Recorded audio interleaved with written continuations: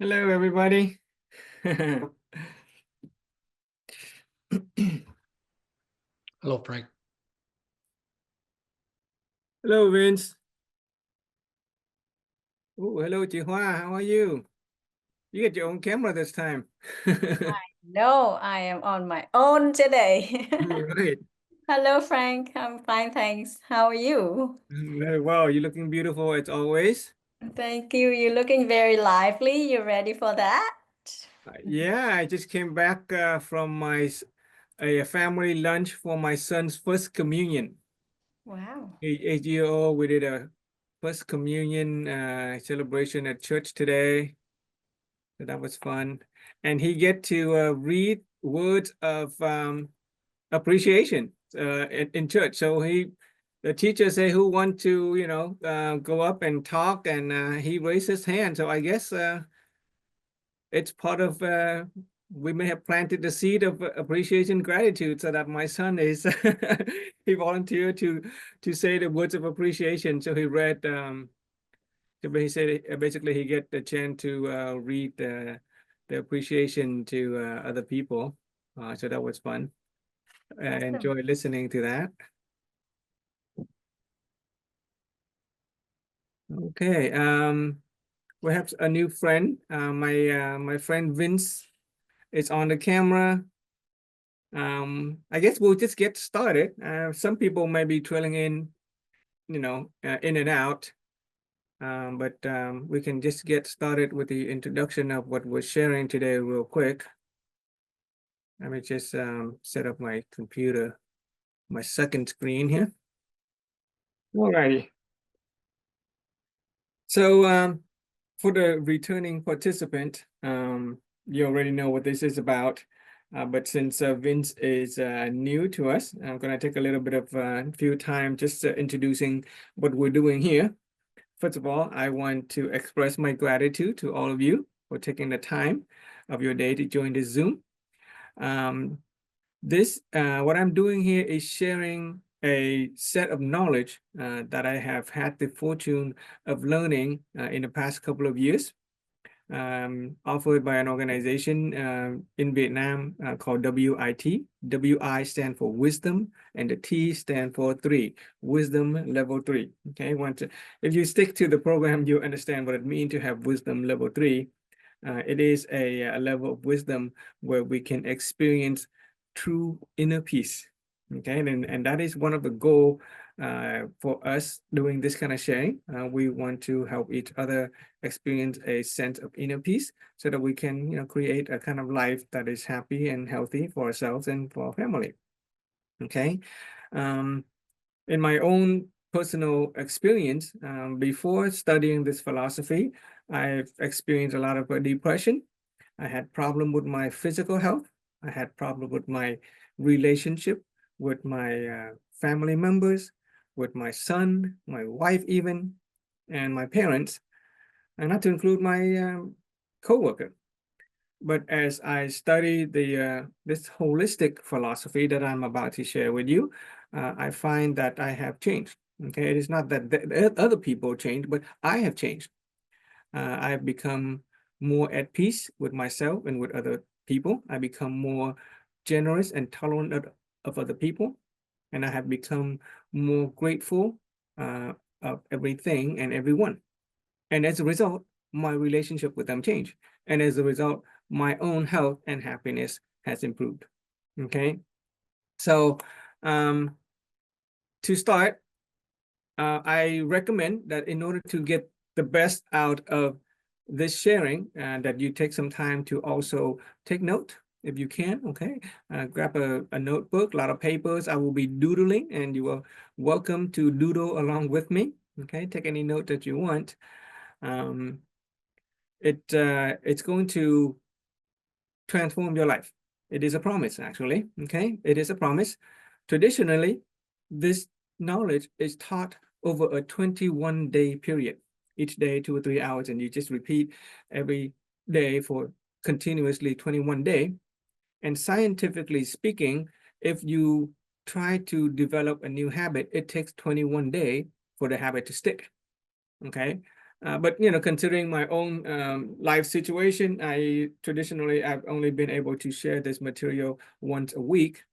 But today we get a special deal where I'm going to be speaking for almost 24 hours. Okay, we'll go for as long as we can. And for those of you who have not experienced it, you will wonder, oh, how is it possible? Do you have the energy to sit and talk for 24 hours? Well, we are going to prove to you that when you can access the energy of serenity, which is inner peace, when your mind, your body, your spirit is connected and you are whole, then you will discover that there is almost a limitless energy within your body, okay, within your mind that you can draw upon, and you can, pretty much go on forever. Okay, we'll have some break time in between for a water break, for restroom break, and maybe nap break. By midnight, we'll give ourselves a long break, a 4-hour sleep time, and then 4 a.m. we'll wake up and we'll go again until 6 p.m. tomorrow. Okay, that'll give us pretty much a 24-hour period. Okay, not counting the small break. You're welcome to get up and and use the restroom or whatever whenever you have time. I also encourage you to turn on your camera. Thank you for sharing your camera, Chị Hoa and Ron and Vince. And when it is convenient, and I recommend that you also turn on your microphone and just interact. Okay, it is through the interaction that you will learn, and it is through the interaction that you will experience a lasting transformation. And it is a promise of transformation, because after the end of the sharing today, I promise that big or small, everyone who participates is going to experience some positive change in your life, in whatever areas of your life that you are interested in, whatever areas of life that you are working on, whatever areas of your life that you feel like, that you want to transform or overcome. Okay. Thank you, Nadia, for joining us. If it is convenient, please turn on your cam. It is not a requirement, but it is helpful for me to see people. And then when it's convenient, you can go ahead and turn on your microphone to speak and share as well. Okay. Before I jump in, why don't we give some previous participant, maybe Jihua, since you're the only one on the camera right now, would you care to share with some of our new participant what benefit you have received from studying this philosophy? What have you gotten so far? What would you like to share with the world? Well, thanks for calling my name Frank. Vince is also he has his camera on too. I got to know WIT, WIT, this knowledge since last summer, and then I decided to take the mentor program. And what I find is that when I'm in the program right now, I'm in Mentor 6. One thing I realize is that the reaction when something shows up or something unpleasant shows up, I pause a little bit and then I will use that some wisdom and will say, okay, this is the information present, and I pause to make myself the energy is not charged, not to go into a negative or not to be overexcited. Then with that information, I can make, how do I react to this? Do I react to it as a neutral way or in a skillful way? Yes, so that's one thing I learned.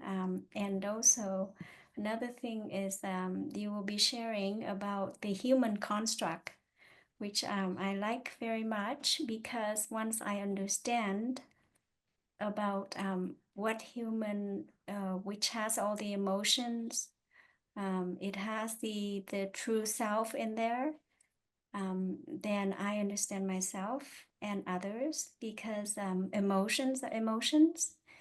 A lot of them are not real. So that is that, those two things. With the program I'm right now is I am able to commit to health. So I am able to, it's a habit. I'm running 2 kilometers a day. So that's something that I am looking forward to every day because it balance my emotions and also balance the energy, and it gives good energy for me to go through the day. Yeah. So Some more thank you for energy. thank you Yeah. So for you have calling been, my name, and thank you for listening. yeah. And So you and Jihuai, you've Frank, tapped, hello yeah, everyone. Yes. yeah. You've tapped into the energy of inner peace, and you have taken ownership of your inner being, right, including your mind, your emotion, right? And now you find that not only your mind has gotten healthier, your body is starting to follow suit. You know, you have more energy, so you can exercise and run every day, right? Yes. Yeah. So thank you for your sharing. That is a great gift, and I'm grateful for your time as well as your presence in the Zoom today. Is Ron back, or is he still is he out of? Is in the home or different room? Thank you. I decide because I have my son is away in Vietnam right now. He's Okay. taking a program with WIT as well. Okay. So I'm in his room. I'm doing my homework, and then so I decided to have the whole Zoom for myself. Oh, okay. Okay. The whole laptop for myself. So yes, I hear him. Maybe he's Okay. making a smoothie. He'll come back. So when he comes back, we'll give him a chance to share some of his experience in learning and transforming. Okay. Yes, Thank thank you. you, Nadia, for turning on your camera. Very grateful for your presence. Okay. I'm honored by your participation. Oh, you're on mute. So you want to say something? Go ahead, unmute. I said, thank you for the invite. Okay, okay. So as I said earlier, right before you join us, I've been studying this philosophy. It is a philosophy on how to live healthy and happily. Okay, I study in Vietnamese, and then I am taking upon myself to share it back in the English language because I see so much value for the people around me. Traditionally, the philosophy is taught on a 21-day sort of basis because it takes about 21 days to build new habit. But today we get a special, okay, where we are going to talk for 24 hours, okay, and you will discover the magic of the power of having inner peace. Okay, when you have an inner peace, then your mind, your body, your spirit is all connected, and you can access an almost unlimited energy. And before we begin, I invite each of you to take a pen and write down 4 or 5 areas of life that is important to you.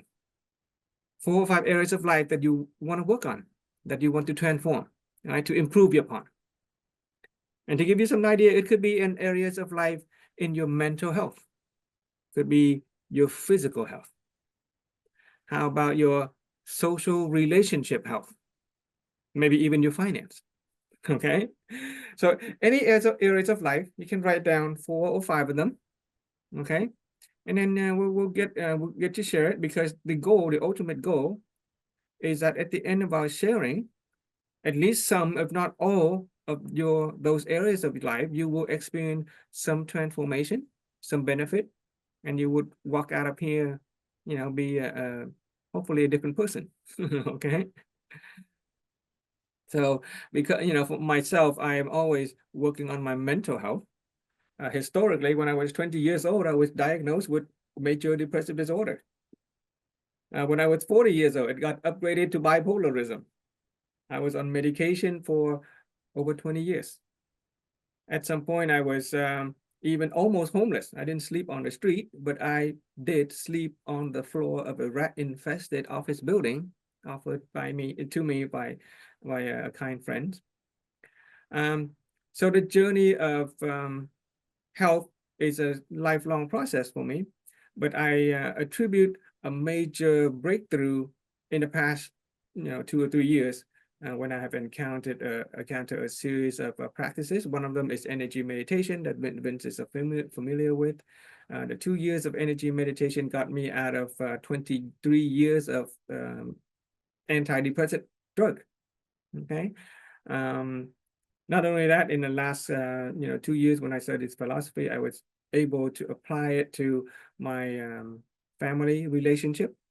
I used to be easily angry. My emotion was my master. I was not in control of my emotion. I would punish my son, poor kid, but now, thanks to the philosophy, I've been able to manage and take ownership of my own emotion. My relationship with my son is much closer. He's 8 years old and he still wants to play horsey. He still want to ride on my back every night. He's getting heavier, and yeah, okay, I love to do that. My relationship with my wife has improved. Okay, both in intimate level as well as on a mental and spiritual level. My relationship with my coworker has improved. I used to see people and I find fault in people. I find fault in my coworker. I'm always right about things. And I used to criticize people. But as I studied this philosophy, as I discovered inner peace, I find people to be my teachers. I find that people are my benefactors. They are helpful to me. And I find value in just the fact that people are in my presence, just as you guys are in my presence today. So I'm very grateful for that. Not only that, my wife and I are working on moving toward financial independence. Before I gave birth to my son, I was almost homeless. I didn't have a job. Thanks to my wife, when I got married, I had a stable job working full time. And now we are learning to tap into that material rich simply because we have an inner rich. Okay, we'll discover how that link between the inner being, the inner rich, can manifest in material rich, physically in terms of health, as well as materially in terms of finance in a little bit. Okay, so this sharing has a particular methodology to it. There's a specific way to it. It is a roadmap. Okay, so I'm just gonna, you can feel free to write it down with me. This is a roadmap. Frank, you haven't Yes. share your Oops. Yes. Thank you for that. Let's share my camera and then share second camera. Let me adjust it. Okay, it's a little crooked, so let's just adjust the camera that way. There you go. Okay, there you go. Okay. Thank you for that. So this 24-hour sharing that we're doing, it has a roadmap. It's a journey we're going on together. Okay, a little journey. And every journey we want to get where we want in a simple way without getting lost. It's a roadmap. Okay, so this is a roadmap. It's a special roadmap that help us raise help us raise our inner awareness. Okay. This is a roadmap to raise our inner awareness. Awareness about ourselves, awareness about our mind, about our emotion, about our spirit, our body. It is a roadmap to raise our awareness about our relationship with other people, our relationship with our health, our relationship with money. Okay, so it is a roadmap. And if we stick to the roadmap, we're going to get to our destination of health and happiness pretty simply without getting lost. Another way of looking at it, it's kind of like the onion. If we're trying to get to the core of who we are, trying to get to the core of what it means to be a healthy and happy human being, we have to peel back each layer. So every sort of drawing that I do is kind of like a layer, okay? So that's what we're going to do. We're going to go on a little journey together. It has a roadmap, a step-by-step process by which we can peel back the layers of the onion and get to know the truth of who we are so that we can achieve the kind of life that we really want, a life of health and a life of happiness. Okay. So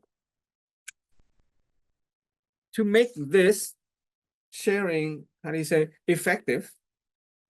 Okay, to make this sharing effective, I invite you to consider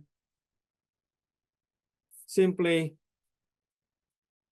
enjoy learning. Okay, make it fun. Just enjoy learning. Okay, I'm sharing knowledge, you're receiving knowledge. If you have a question, definitely raise your hand. By asking question, not only you get clarity, but you help other people get clarity, and vice versa. So enjoy learning, ask question. And I want to draw your attention to something called a curve of remembering.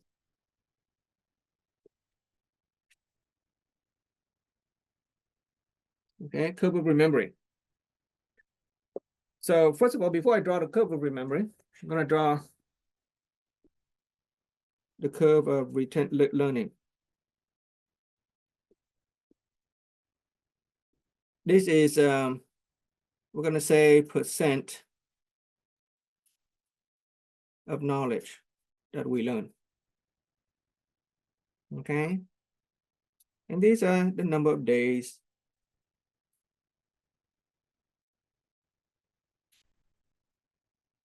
percent that we know or learn. Okay. So it has been proven by science, psychology, that if we spend, let's say this is 1 day, 1 day, 2 days, 3 days, 4 days, 5 days, 6 days, 7 days. If we learn something, this is 100%. Okay. This is about, let's say 50%.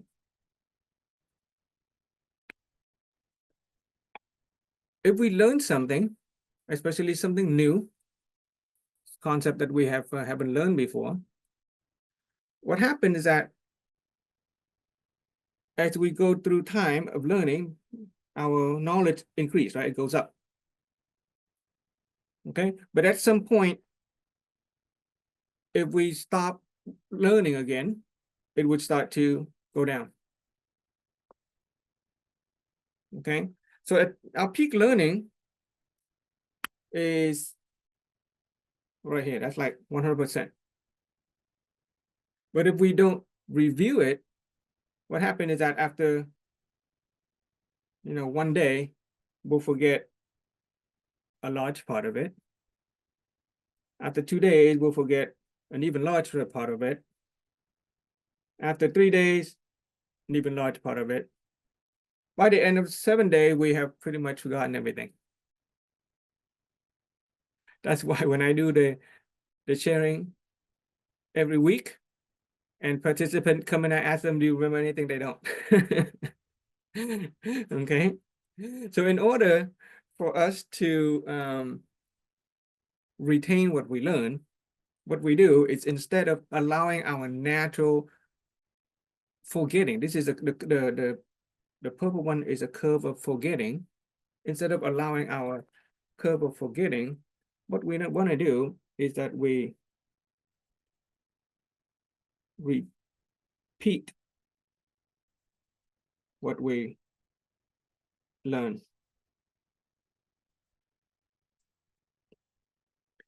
Okay. So what we're doing is we're riding this top of the wave right here. We're keeping the knowledge fresh all the time, and we don't let it go into our forgetfulness. And a way to do that is, while you're in the Zoom, when you're listening, every few minutes, just review it. Just repeat what I say, even without thinking about it. Every few minutes, just kind of, if anything kind of jump out at you, just literally repeat it in your mind what I just said, including what I just said right now. Just, just kind of practice on your own. Just repeat what I just said. And if you get into the habit of just repeating what you've just learned all day long, then you're going to be riding this top of the wave, and you're going to remember a lot of things. And at the end of the day, before you go to sleep, review the day. Talk to yourself and repeat what you just learned so that tomorrow your curve will still be really high. Okay? You get the idea? Right? Any impression about that? Any question, any impression about it? Just me presenting this bit of knowledge. How do you feel about it? Does anybody want to say something? By sharing your impression of it, it will actually help you remember. How do you feel about it? Anybody want to try?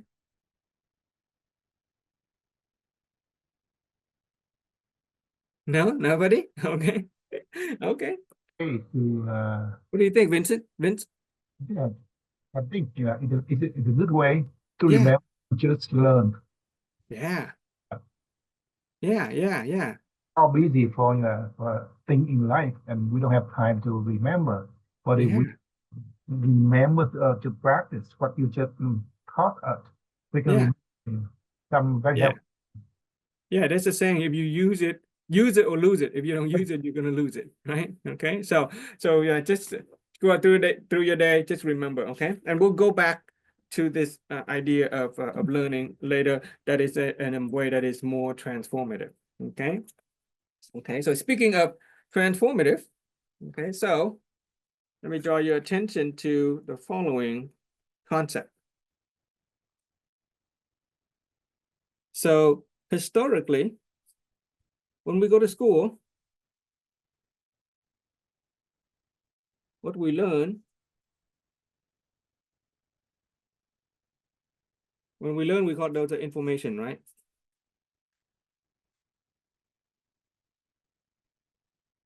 When we go to school, we learn knowledge. We get knowledge, more knowledge.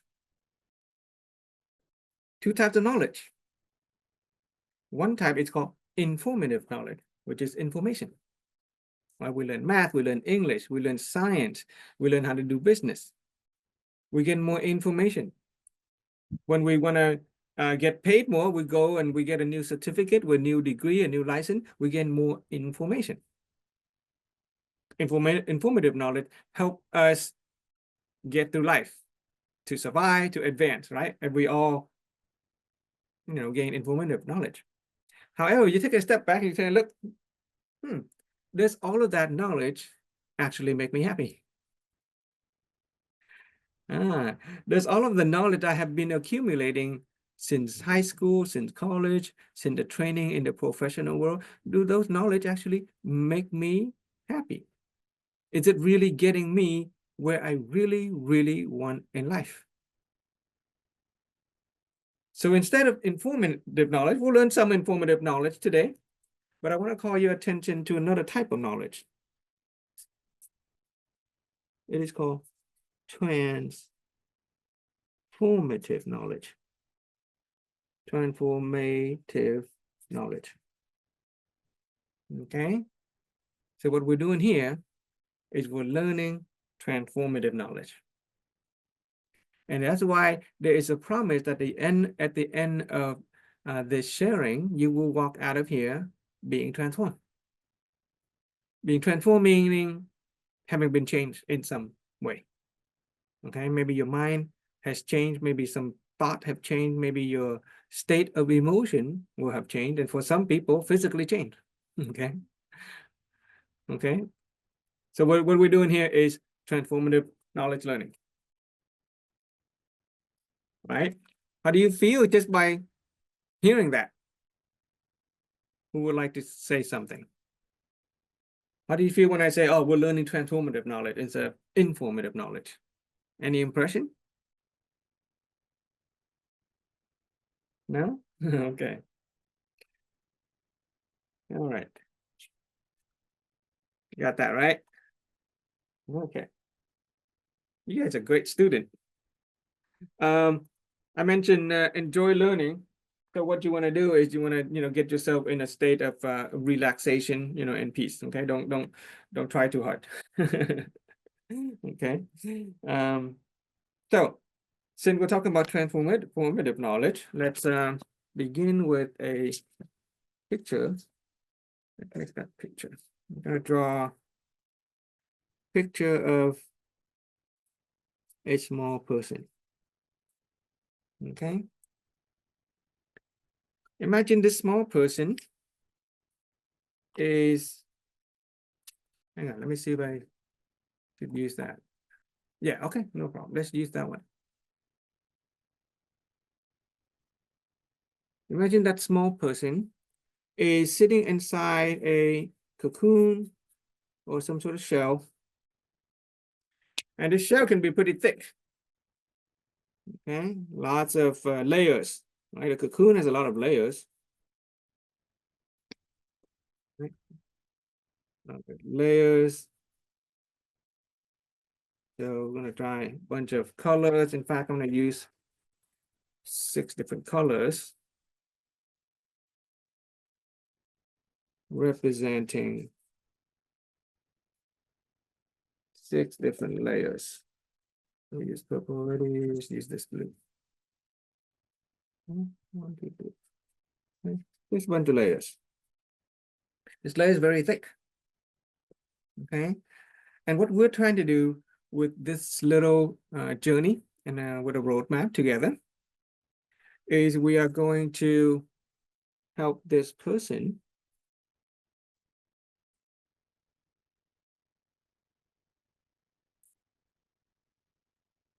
grow up.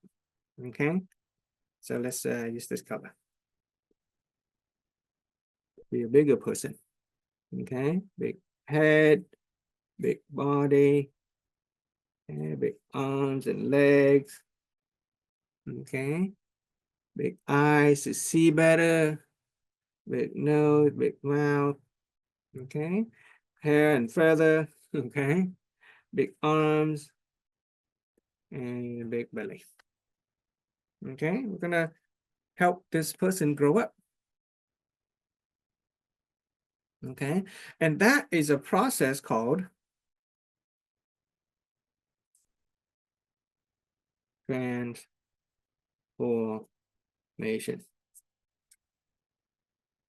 Okay. Transformation. Now remember the idea of the informative knowledge versus transformative knowledge. Another image that I want to call into your head is the image of a caterpillar and a little worm, a caterpillar, right? A caterpillar is a little worm. Usually they live on trees and stuff. As the caterpillar eats, what happened to the caterpillar when it eats? It just get bigger. When a caterpillar eats, it just get bigger. That's like acquiring informative knowledge. Yeah, you get bigger. You get more knowledge, just the caterpillar gets, eat to get bigger. However, at some point, that caterpillar has to stop eating the same kind of food. It has to go into a sort of a cocoon. And then through the process of breaking out of the cocoon, will the caterpillar turn into a butterfly? Did you get that? If all we do is go through life and we just acquire informative knowledge, we're just like a caterpillar, just get bigger and bigger and bigger, and that's fine. Most people do. We've been doing that all our lives. But if we don't stop eating the same kind of food and do something that would put us into a mode where we break out of the shell, then we will not be able to turn into a butterfly and, fly away and be free and roam the world. That is one imagery that would, I can offer. Okay. The thing is, with the caterpillar turns into a butterfly, there are some challenges because the shell, the cocoon is pretty thick. All right, the cocoon can be pretty thick, And it turns out that wise people who have compiled this knowledge have shown us that those shell around us, when it comes to human life and experience, are called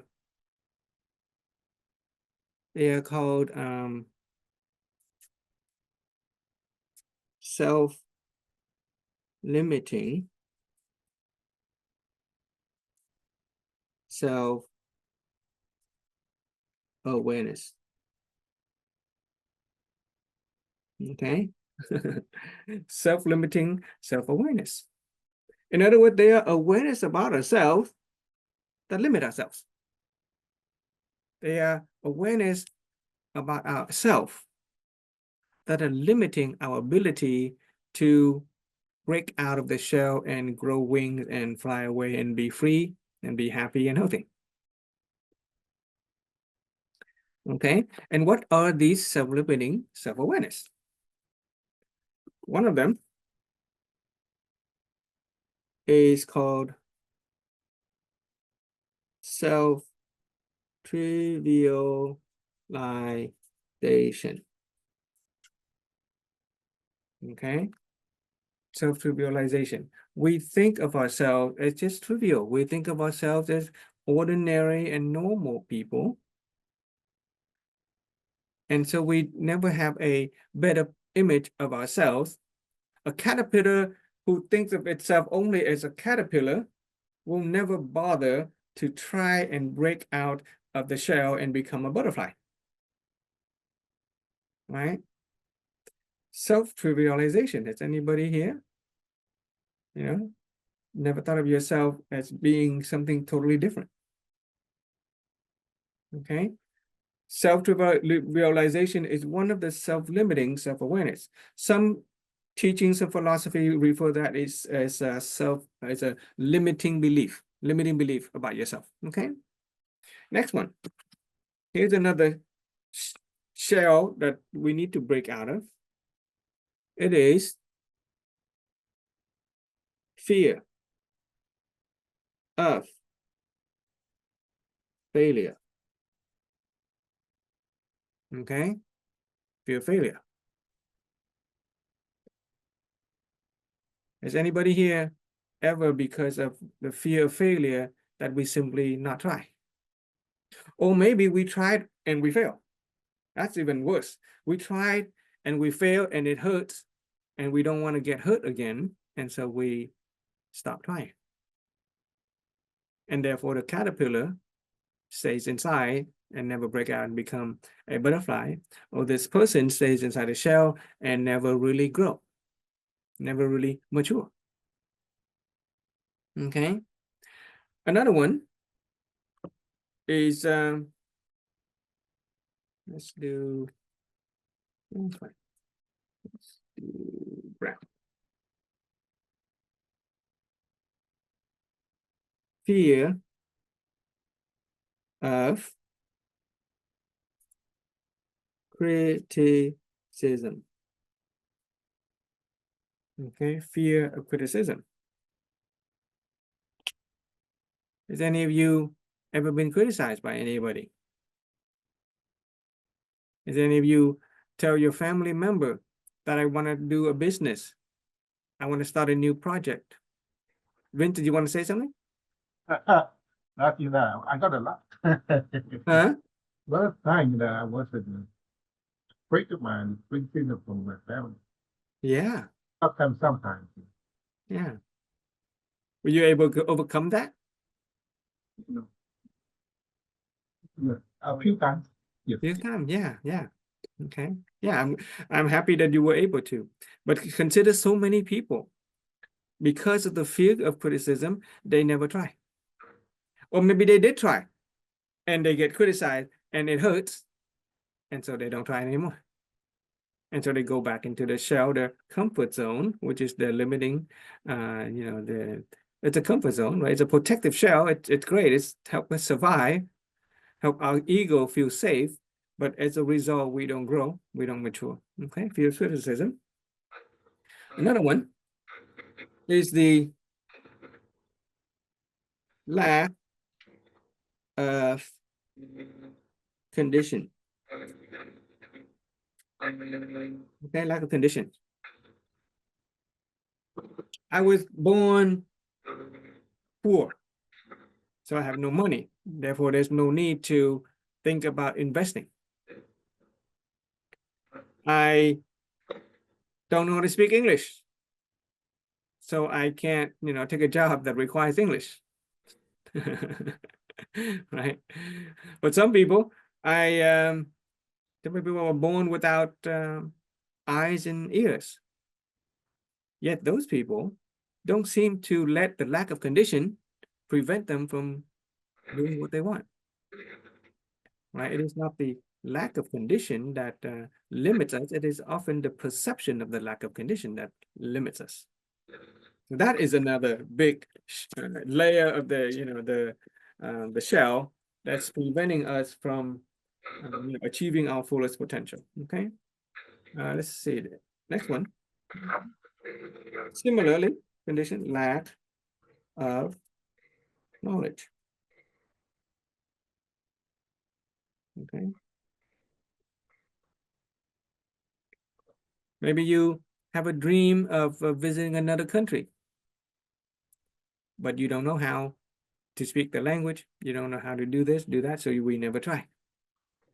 Maybe we have a dream of starting a new project, a new business, but we don't know how, so we don't try.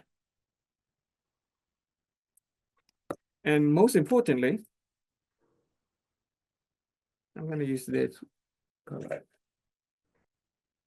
Number 6, lack of future vision. Lack of future vision. We don't see our future being any different than it is today. And therefore we make no effort. In fact, if tomorrow looks the same as today, if next week, next month, next year look the same as it is today, then we're not going to make any effort to make any change. Right? Worse yet, if today looked the same as yesterday and the same as the last week and last month, last year, then we realize that our lives haven't really changed at all. And the only way for it to change is to have a future vision that is different and better than it is today. All right. So these are the 6 barriers or 6 self-limiting self-awareness that is preventing a human being from transforming, from becoming a more mature and bigger person. Okay. And so this knowledge sharing methodology is designed to do this. It's designed to help us break out of this shell so that we can ultimately grow and transform and become a bigger person. And that is called, let's do this color. Let's call maturity. Okay, maturity. All right. Legally speaking, every child becomes an adult at 18 years old. Right? Legally speaking, in the United States, in most part of the world, 18-year-old, you are considered an adult. But do you know that some adults are still babies? Right? You can become an adult, but you might never become a fully grown, mature person unless we break out of these comfort zone. Okay, and this limiting belief or these self-limiting self-awareness. Another imagery that I can offer you is that imagine you have a rocket ship. Okay, the rocket ship, we want to fly out into space, right? A rocket has a lot of power. Each of us has a lot of potential, a lot of power within us. And the rocket ship wants to fly out into space, go far, go wide, go fast.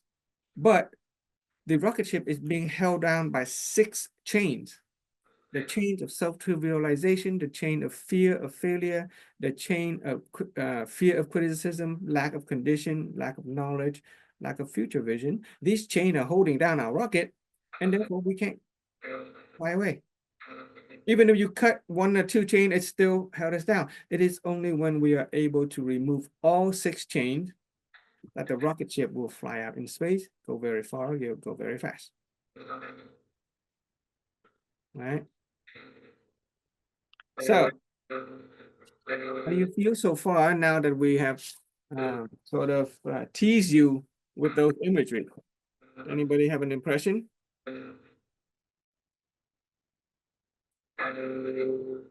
Let's do a little bit of sharing. Anybody, especially former participant, do you have any, Ron, if you're still on the camera, would you like to share any of the barriers that you yourself have overcome or removed?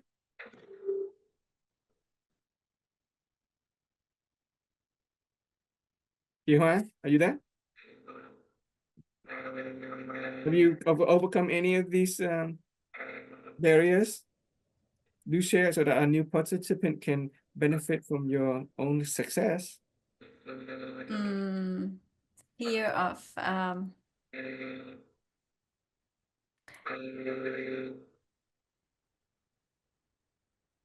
well, all of these are becoming more neutral now. The strong one could be self-limiting, self-awareness. Yeah, lack of knowledge is that's what I'm learning right now. So all the other one. What's the problem with Jihua? You know what her problem is? She's attained a level, but she's forgotten what it feels like to be like this.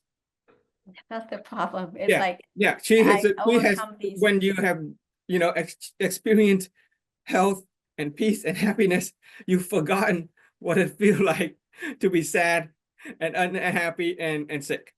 That's her problem. Yes, thanks for naming it. Yes. Right? Yeah.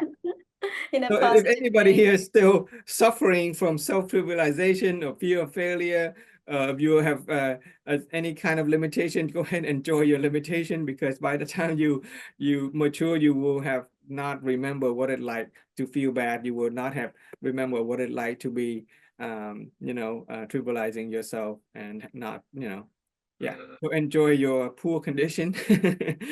By the time you become holistically wealthy and healthy, you will not remember what it's like to be spiritually Very poor. true. Yes. Right? Yeah. Okay, thank you for that. Yeah. Let me ask you this, Comes naturally. Frank, Yeah. a question. Yes, sir. Gotta say something now. Okay, when I was young, I'm confident, was very confident. I can try everything without, fearing or breaking. But when I get older, it limits you from taking things. Yeah. Something can see like a taking this, and usually your time frame doesn't allow you to take risks like when at the young age. Do you follow? Which of the good, yeah, that's good. So which of these 6 barriers do you think For example, are now there that wasn't there before? When you were young, you didn't have it, but now what do you have? Which of these do you have? for them, or like the number 2, fear of failure. Young, I don't. I'm okay. I can take. You haven't failed yet, so you will have no fear of failure. As you get older, or as we get, and then you fail. Yeah. That's not good.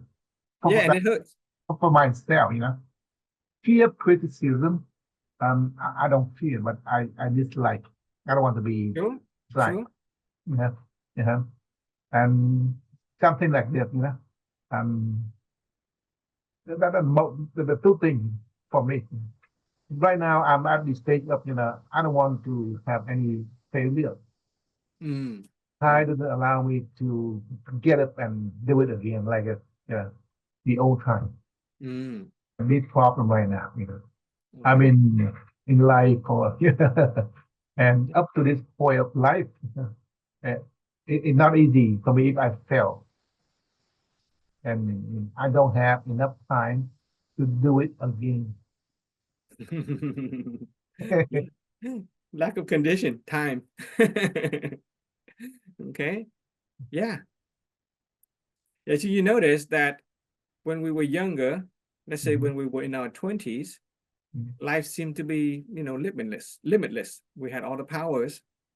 And somehow, as we go through life, we gain experience, we experience failure, and we experience pain and suffering. And then those barriers seem to appear. They weren't there before when we were 20s, but now they're there. Yeah. Well, fortunately, you're in this environment, and let's see if we can remove some of those barriers, because you will discover that those barriers is not real. It's all, we made it all up. Okay. And there's a way to remove that. And then which bring us to the next one. Which bring us to the next one. So the next part is very important. Okay. So let's keep that in mind. For those of you who have the fortune of having the confidence, if you have the fortune or you're blessed enough to have the energy to have succeeded before, at least you have the positive seed of success. You have the positive seed of good health and good wealth in you. You just need to rediscover it. Okay. Okay. And so the next one is very important. And there's a reason for why we somehow created barriers for ourselves. So let me check my note real quick. So back to the enjoy learning.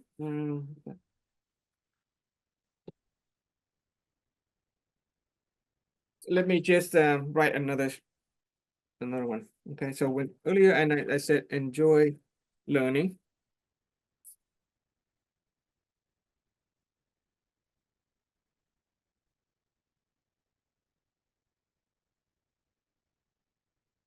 Okay, enjoy learning. In order to enjoy learning, what you want to do is have 3 ways of being. Okay, just consider the word being. 3 ways of being. Number 1, be at peace. Okay, while learning, while studying. Number 2, be magnanimous, which means generous. Be generous, be tolerant, be accepting of yourself. We may have experienced failure in the past. We may have experienced pain and suffering in the past, but it's okay. At this moment, it's okay to be magnanimous with ourselves. And number 3, be grateful. Okay?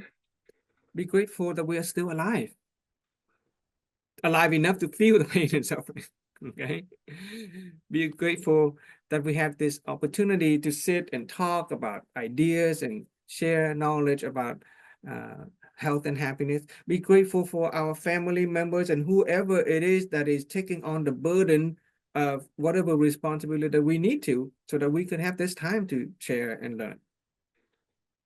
Okay, so be grateful. Be at peace, be magnanimous, and be grateful.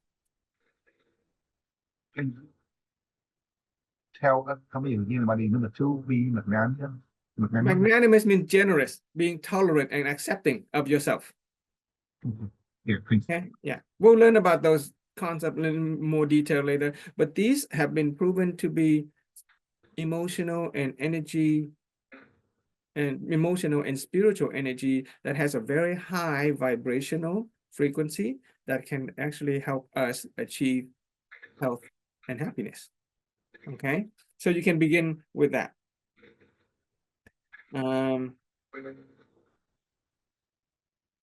Okay, so So with that in mind, be at peace, be magnanimous, be grateful. We're going to draw the next one. Okay, next one. You can draw with me. Let's see. All right. We're gonna draw something like that.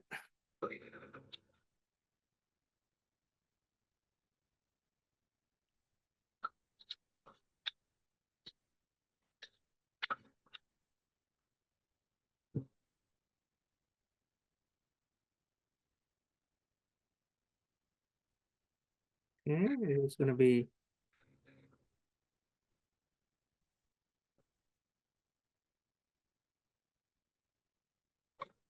a boat. Yeah, a Vietnamese boat.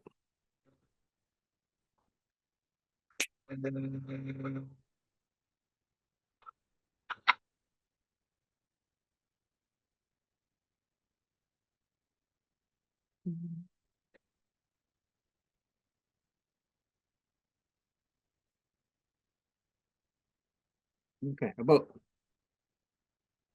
So the boat is floating on a river, of course. Okay, floating on a river. There's a current. Okay, so we label that boat.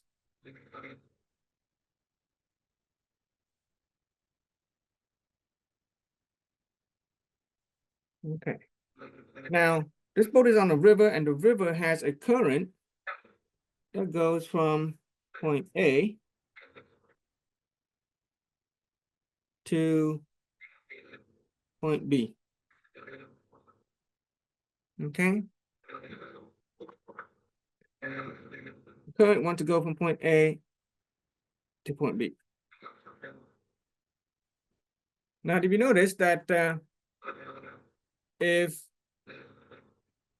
I'm just going to write the word current.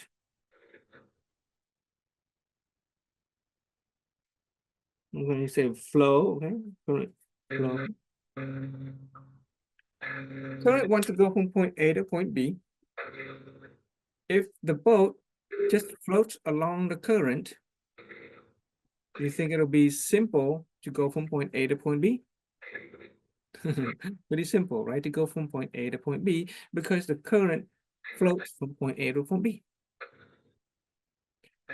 Not only that, if the boat float along from point A to point B along with the current, and you have a person on it, okay, the person on it. Let's draw a straw hat like a Vietnamese person. The hand, and the person is rowing the boat. And if the person is rowing the boat along with the current, then can you imagine the boat will go a little faster from point A to point B? Right? And not only that, if we put a motor on, right, an engine, a motor, and the motor is pushing the boat along the river at the same direction as the flow of the current, then you can imagine that the boat is going to go from point A to point B very, very fast. Simple to understand. Now, of course, you can also imagine that if this boat want to go from point B to point A, which is against the current, if we want to go against the current and there's no person, no motor, we just kind of let the boat float and we want to go against the current, then you can imagine we're going to go backward. We're not going to get where we want if we go against the flow of the current. Of course, if there's a person on there and the person is rowing, okay, the person is rowing, making effort, then yeah, you can imagine that you can probably go against the current. You can go from B to A against the current, and we may get where we want against the current, but then we have to pay the price. Well, we can even put a motor on and go against the current, and we still get where we want.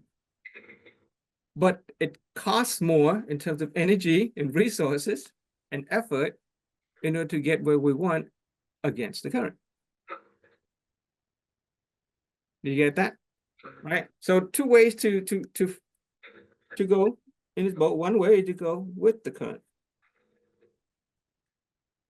with flow. Okay. And then the other way is against.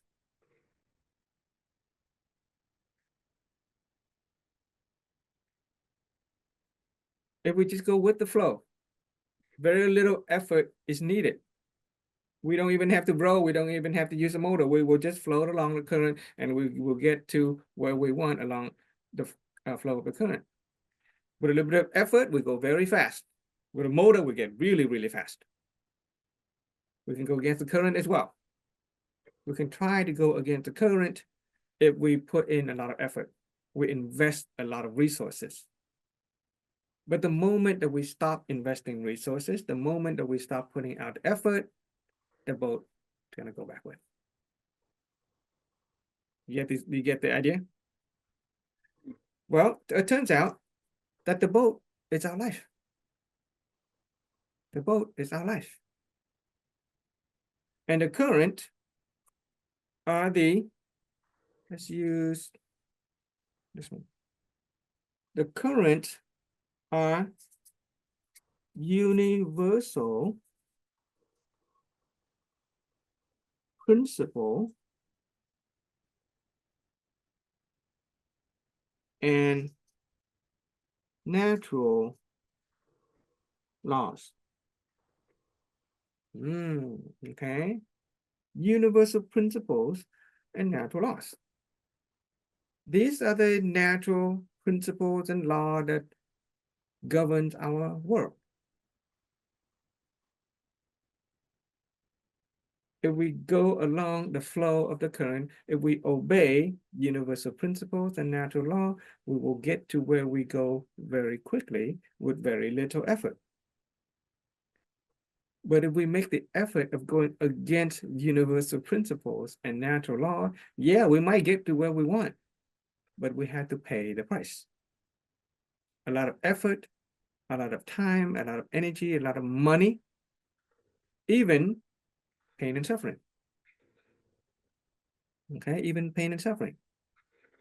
In fact, let's go back to this picture. The process of maturity, the process of breaking out of this shell is a natural process. Okay, every caterpillar will go into cocoon, it'll turn into a butterfly. Every chicken in an egg will eventually break out of the shell and grow naturally. However, there are times when we try to go against the flow. Let me tell you a story. Okay, when we try to go against the natural flow of universal principle and natural law. Let me tell you a story. So there's this little boy. This little boy is watching a cocoon. The cocoon is there's a butterfly in there. Okay, the caterpillar turns into a cocoon. The cocoon is about to be broken. A little boy is watching the butterfly struggling to get out of the shell. He's watching, you see the butterfly struggling to get out of the shell. It is a natural process. As the boy is watching the butterfly struggling to get out of the shell, his mother calls in for dinner. Okay, and pretend it's my son, Duck. Okay, my wife will call me, Duck, time to dinner, go inside and eat dinner. And so what the boy does, he decides to take a pair of scissors, and he snipped part of the cocoon, the shell, in order to help the butterfly get out. Okay, so the boy helps the butterfly get out by cutting part of the cocoon. And so the cocoon comes out, the butterfly comes out of the shell very quickly. However, instead of having a big wing like a butterfly, this butterfly has a fat body and tiny little wings. And therefore, because it's had a fat body, tiny little wing, it can't fly away. A bird comes down and eats this half butterfly, half cocoon, half caterpillar. So that is what happened when we try to achieve some result. We go against the natural principles and universal and natural law. We can get to where we want faster, but we pay the price.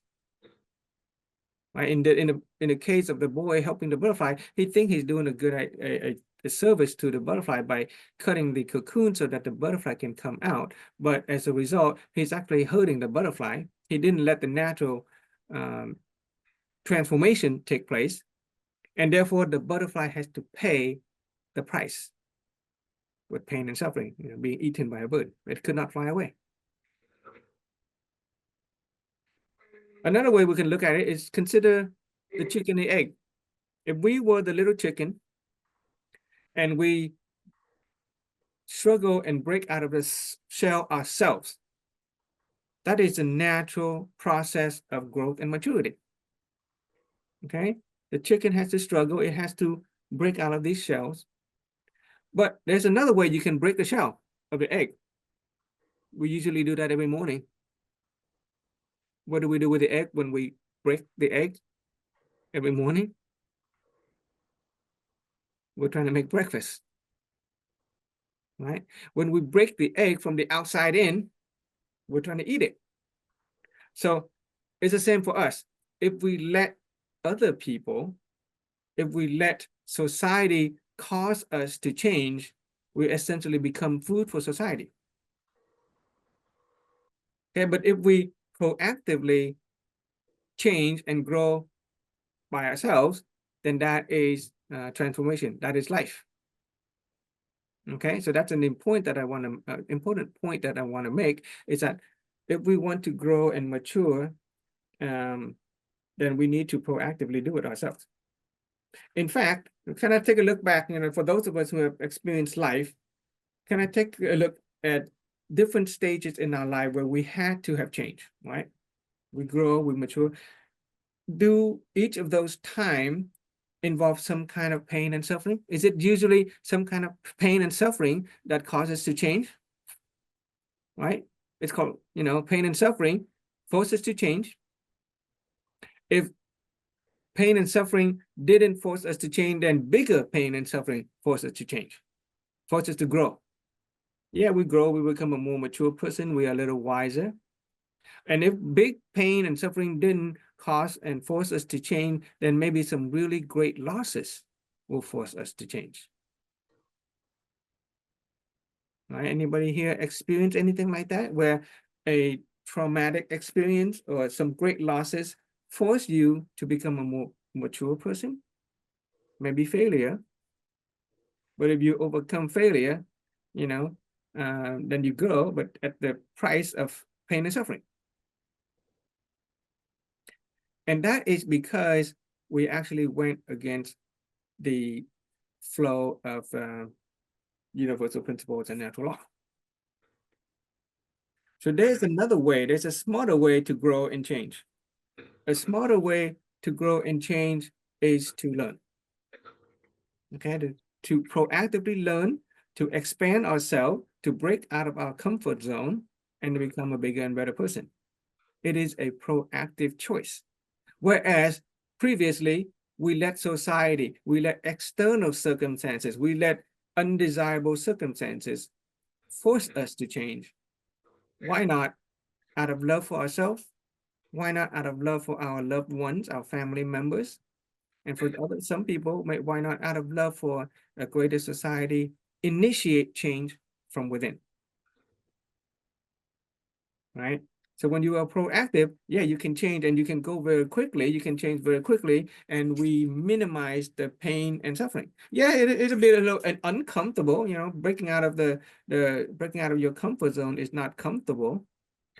Just like it takes some struggle for the butterfly to get out of its shell, but it is a natural sense of discomfort, which is different than the kind of pain and suffering that society imposes upon us, and we are forced to change because of society. So if we proactively do it out of love for ourselves, then we can grow and we can change, we can become a much bigger person, okay, without having to pay the price of unnecessary pain and suffering. And we do that by obeying universal principles and natural law, just like the idea of the butterfly. If we cut it short, we're going to pay a much bigger price. Okay, and we will learn why it is that today we are less healthy than before, why today we have less energy than before. It is because we have gone against the flow of universal principles and natural law. Okay. All right. Any question about that so far? Any question or impression before we move on? Okay. No, that's a big one. If you didn't have any impression, it's important to remember the curve of remembering. Okay, in order to remember, just kind of think about it, and you're thinking about it, and that's good. What about the idea of the idea of pain and suffering? Has any of you had to pay the price of pain and suffering, and after which you had to grow because of it? Any of you? Maybe a great failure or maybe a loss of someone, no? Okay, you guys think about it. Okay, so we're gonna move on. We are gonna move on we're gonna talk about natural laws, okay? We're talking about natural laws. And in this philosophy, we aim to try to show an understanding of life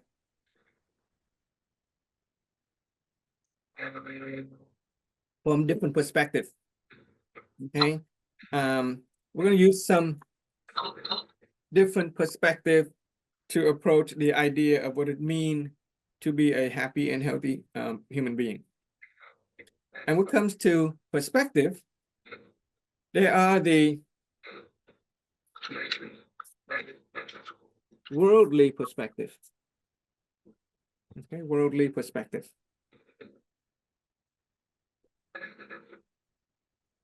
Which is kind of thing that science will try to explain, worldly perspective.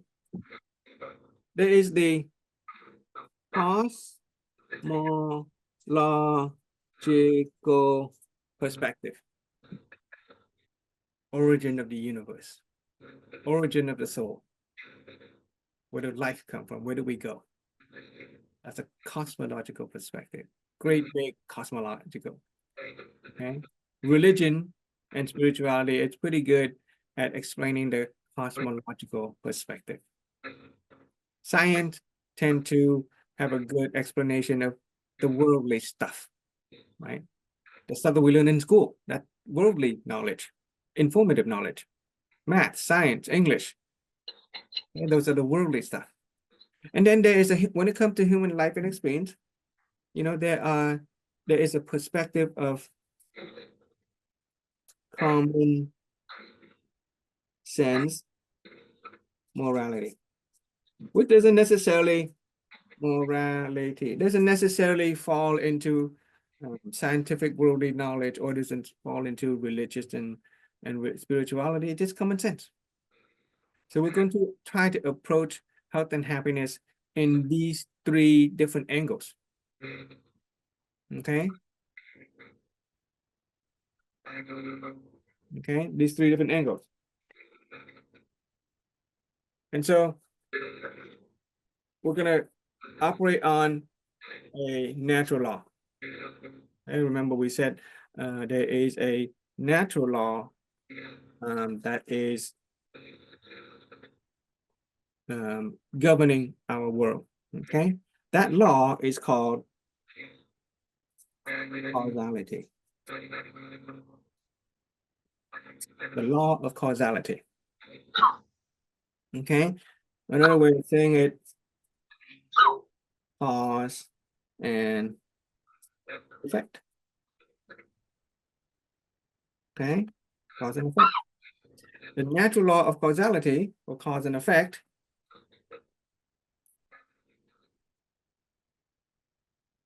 occurs in the worldly sense, okay, in the perspective of the physical world, for instance, the physical world is explained by science. Right? As science try to explain the causality of a physical world, right? If let's say we want to eat a mango fruit, then science will tell us you have to plant a mango seed. Somebody has to plant a mango seed. That is a physical world as explained by physical science. If we want to fly a rocket ship to the moon or to Mars, science will tell us how to use the law of cause and effect. If the effect or the final effect, meaning to land on the moon or land on Mars, then the cause will be all the technology, all the people that goes into creating a rocket ship that will land us on the moon and Mars. That is physical science, right? Simple. We operate law of causality on a physical world, on a worldly perspective every day. When we want to make dinner, the effect is the dinner, the cause is the ingredient, right? Where we buy the where do we buy the ingredient, how much we cook it. That is a physical world perspective. Okay, and science is very good at explaining the causality of the physical world.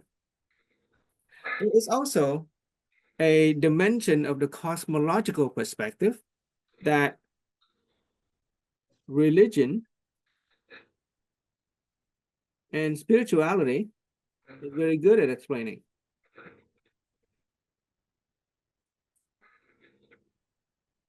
Where does the soul come from? Where do we go when we die? Those are the kind of questions that religion of the world or spirituality will try to help us explain. Okay? And in this philosophy, we're going to use all of these angles. When it comes to religion, I have a background in Christianity. Okay, I was born and raised Catholic. I have a baptismal name of Saint Francis, and that's why my name is Frank. I also study Zen Buddhism. So as I share this material with you, I will try to combine ideas from the Bible. I will combine some ideas from Zen Buddhism as well. Okay, and interestingly enough, through my practice of meditation and research into Zen Buddhism, it had expanded and deepened my understanding of the Christian Bible. So one of the promise of this teaching is that if you're a religious person, the teaching will make you more, a better person in your religion. If you're a Christian, you're going to become a better Christian. If you're a Buddhist, you're going to become a better Buddhist. If you are a Muslim who submit to the will of God, and you understand that God operates this world on universal principles and natural law, and you obey universal principles and natural law, that's going to make you a better Muslim. Okay? So causality is an important natural law. So beside from the realist perspective, beside from the scientific perspective, there is a perspective that we simply refer to as, just common sense.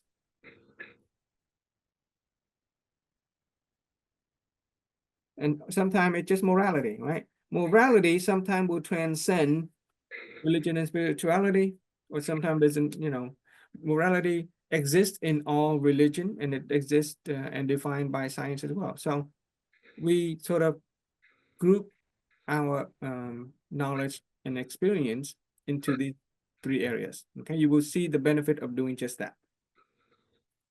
So causality, cause and effect.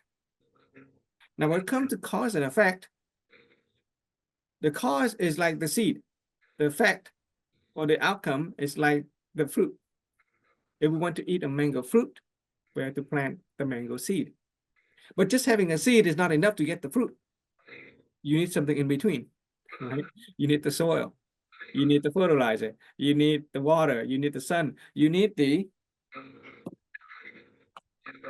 condition. So really, causality is the law of cause and effect, or law of cause condition, and effect. Do you guys get that so far? It's simple, okay? So simple, philosophical, but we get it. In fact, let me draw from the Bible, okay? Just a literal interpretation of the teaching on the seed.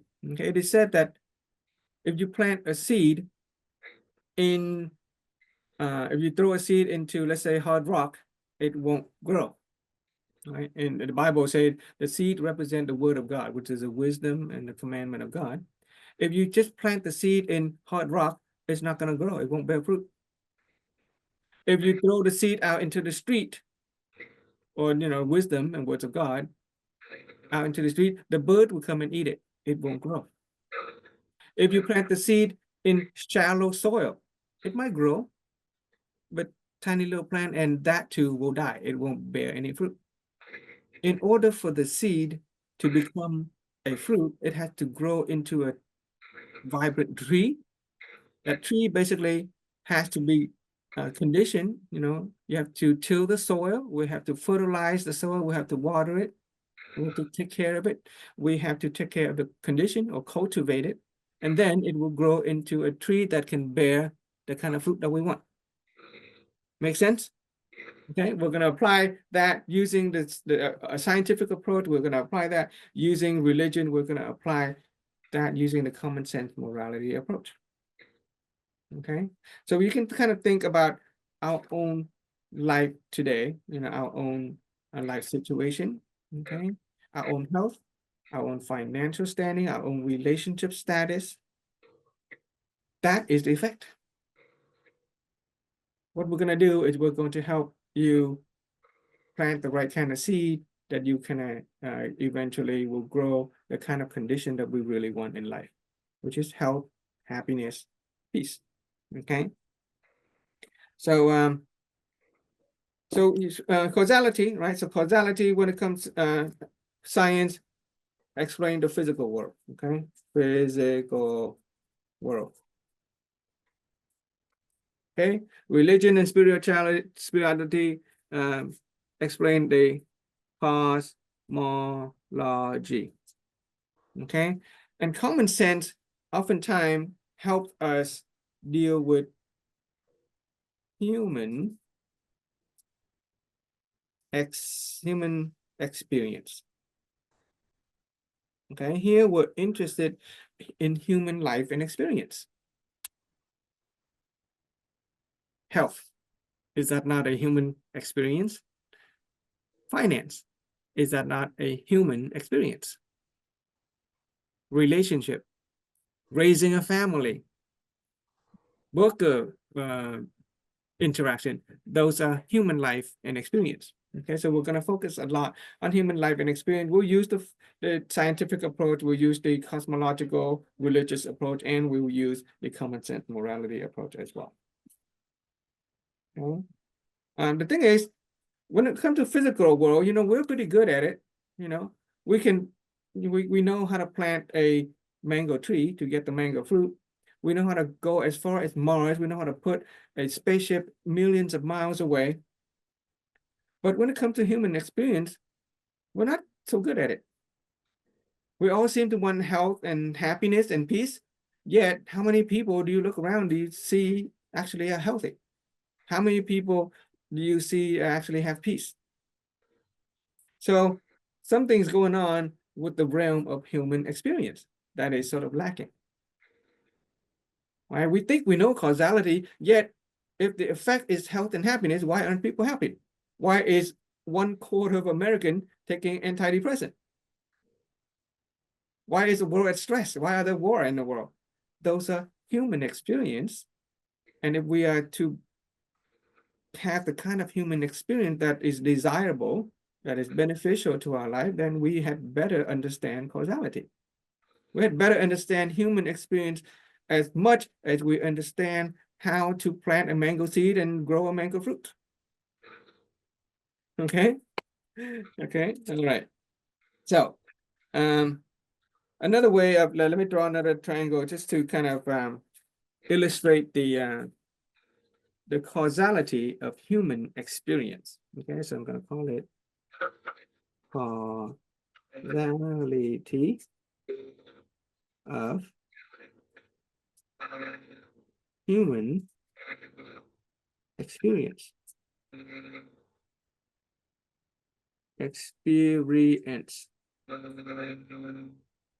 Okay, I'm gonna draw a triangle. So we're going to use the law of causality again and again and again and again. So on this corner, it is the outcome, right? We all want some outcome. Okay. The outcome was what? Let's say good life, of health. All right. We want health. We want happiness. We want peace. That is the outcome of human experience that we want. If you didn't want health, happiness, and peace, you would not be in this Zoom. Okay. For some strange reason, everybody who find themselves in this Zoom Then we all not be- agree that we want something, right? agree. Health, happiness, and peace. You know, for some people, you know, it's require money. Okay, money will make them healthy and happy and peace. Okay, that's fine too. The cost. Okay, so if we want the outcome, what is the cost? Okay, now we're getting a little deeper. What is the cause of health and happiness? Okay, we're going to just going to write this down. You will find out later, but we're talking about the inner awareness. Remember at the beginning, this is the roadmap to raise our awareness, our inner awareness. Okay, it is our inner awareness that is going to be the seed that will give us the kind of outcome that we want in life in terms of health and happiness. But that's not enough, because we said if we plant the seed in bad soil, it's not going to grow. Right? If we throw the seed of inner awareness, doesn't matter how good our awareness is about our life and about our world, if that inner awareness doesn't get conditioned properly, if it doesn't get cultivated properly, it's not going to manifest in the outcome of health, happiness, and peace. So what we need, so this part is the condition, the middle part is the condition. Okay. And when it comes to human experience, the condition is the affinity with other people. Okay, the word affinity means attraction. It is our attraction with other people. Okay, how likely other people are going to be attracted to us, how we respond to them, how they respond to it. It has to do with relationship. But the word attraction, affinity is it's a word that is both in scientific and spiritual perspective. Okay, if two objects has an affinity, it'll attract each other. If two people has an affinity, it'll attract each other. You notice some people it's easy for us to work with. Right? Other people you just can't stand. So we'll discover something about our affinity with other people. It is ultimately our inner awareness that will give rise to our attraction and affinity with other people, and which will generate the outcome of the life that we want. Okay, does that make sense so far? Yes. Yeah. Okay. Still very foundational stuff. Okay. Conceptual stuff. We haven't gone really anywhere. Okay.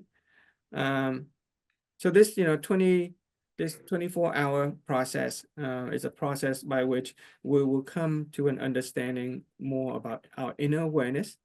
We'll learn about how to improve our affinity with other people around us so that we can ultimately create the kind of outcome of life that we want in terms of health, happiness, and peace. Okay, so that's natural law. Okay. The other one that we want to share with you guys is called a principle. It is a principle. So here I'm going to write down the word principle. Principle of life. These are basic laws and principles. And remember, we said that if we obey this principle, we essentially obey the will of God, and we are going to get where we want very simply, very quickly, with minimal effort. If we do not obey this principle, we go against it, we can still get what we want. We might get what we want, but we have to pay the price. Usually pain, suffering, effort, time, money. And the moment that we stop following, the moment that we stop the effort, we go backward. Okay, we lose what we gain. Just like the curve of memory. Okay, so if we don't activate the principle of remembering, meaning review, then it's going to go backward. We're going to forget. Okay, so principle of light. So with the principle of light, I invite you to draw this rectangle. Okay, this rectangle represents the dark room. Okay, dark room. So let me ask. So imagine this is a dark room. What would be the simplest way to brighten up this room? What's the simplest way to brighten up this room? A 3-year-old can answer this quickly than most of us. Come on, guys. What's the simplest way to brighten this room? By the way, I'm going to turn on the chat. So if anybody, okay.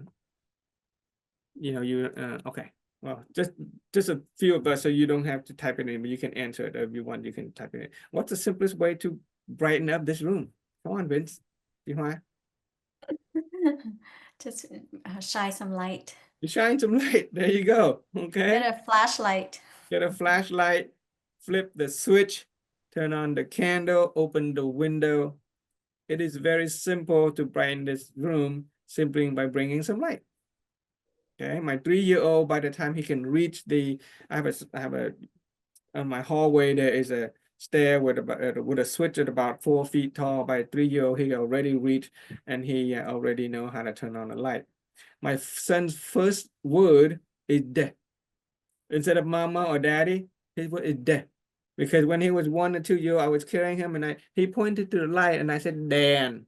The beginning words with Dan. And he knew how to say the word "de." And that's to him is light.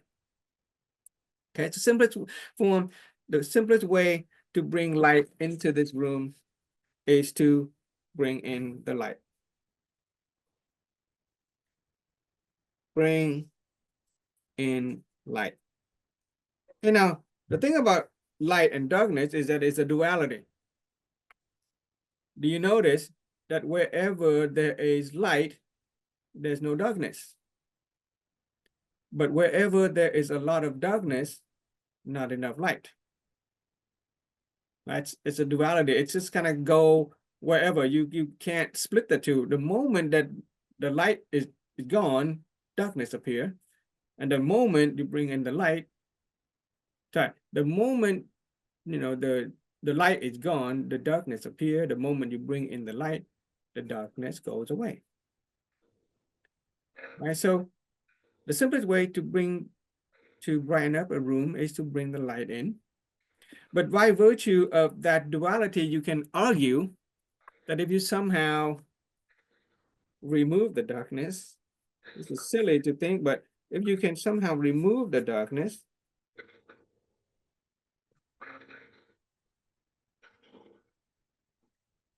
then theoretically speaking, oops, that arrow is wrong. That arrow is out. Okay, so I'm going to draw that arrow. Okay, so there. So theoretically speaking, because it's a duality, if you can somehow remove the darkness, then the room would brighten up. So can somebody tell me how to remove the darkness from the room?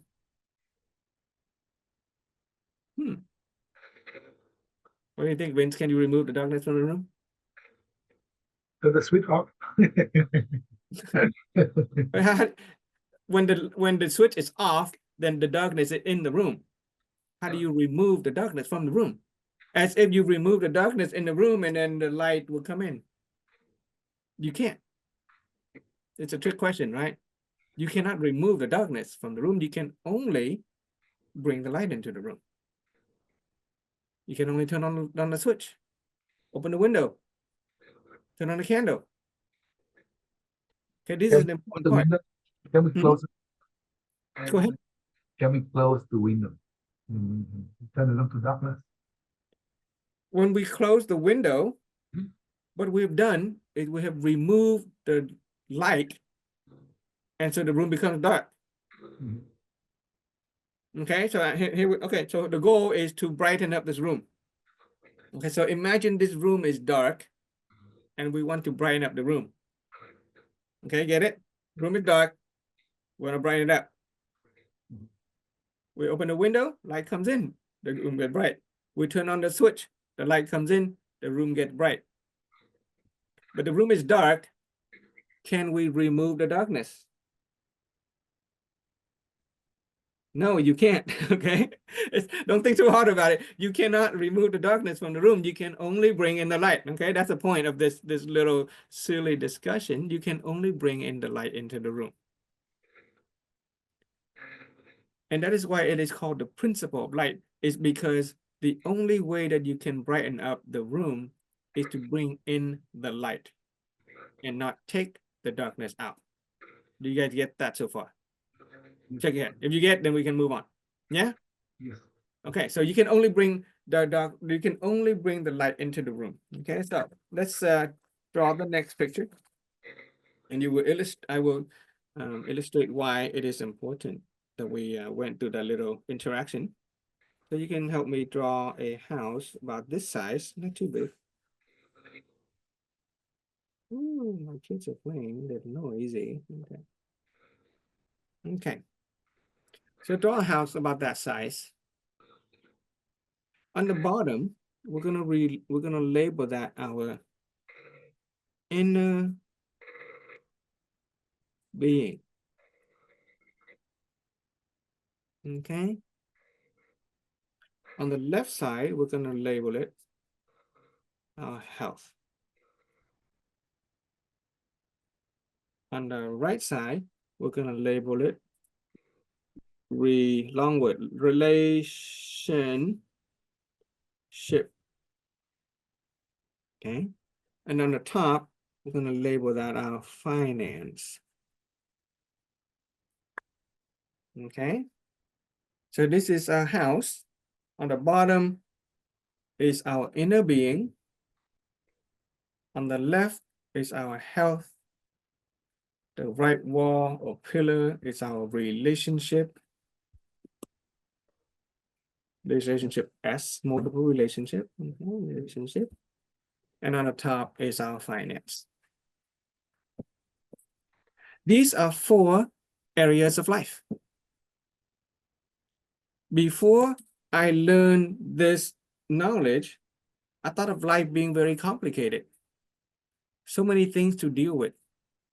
Job, school, work, money, debt, bills, children, wives, parents, so co-worker, so many problems, so many areas of life that have to deal with it. You go crazy. Stress.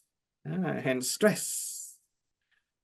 But with this philosophy, if you can just get this part, you will remove 99% of your stress, because there are only 4 areas of life that we need to worry about. It is our inner being, our health, our relationship, and our finance. And interestingly enough, these 4 areas of life are interrelated. Our inner being is related to our health.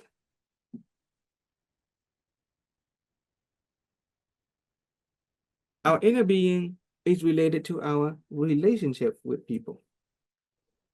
Our inner being is related to our finance. Think about it. If our inner being, which is our inner being, is the stuff that's inside of us, right? Our emotions, our mind, our spirit. If we are poor in spirit, if we are negative in our mind, do you think that'll affect our health? Yeah, it'll affect our health. Okay. In fact, I work in cardiology department, which is heart health in the medical field. People who have depression, sooner or later, will experience heart problem. People who have a lot of anxiety will experience heart problem. Okay. So our inner being, the stuff that's going on inside of us, our emotion, our mind, our spirit, that has an effect on our health. If we are, in fact, you know, on a physical level, you know, if a person who is sad for a very long time, they can actually experience heart failure. Okay. And on a positive note, if a person who is, let's say, internally very optimistic, if they are at peace, if they are magnanimous with people, if they are grateful for everything and everyone in their life, then they can become very healthy. Therefore, our inner being directly relates to our health. What about our inner being and our relationship? A person who is pessimistic, who is critical, who is angry all the time, would other people want to be around them? Probably not, right? Nobody want to be around a person who's pessimistic. What if you have personality disorder? Okay. All of those inner stuff, if you don't appreciate people, for example, on a negative sense, it's going to hurt your relationship with people. On the other hand, if you're the kind of person who is very magnanimous with people, you're very loving with other people, you appreciate people, you're very positive and optimistic and inspiring, then your relationship is going to be very positively affected. How about your finance? If you're, let's say, depressed, and if you have a negative conception about money, or if you think money is evil, how about that one? If your inner being is one that has to do with money is evil, then it's just going to be easy to make money? No. But a person who thinks of money as a means to help the world, for instance, they are positive about money, or they're trying to raise money for charity, then they're going to have a positive relationship with money, and therefore they can attract finance into their life. Right? Therefore, your inner being directly influences your financial life. Okay. How about your health and your relationship?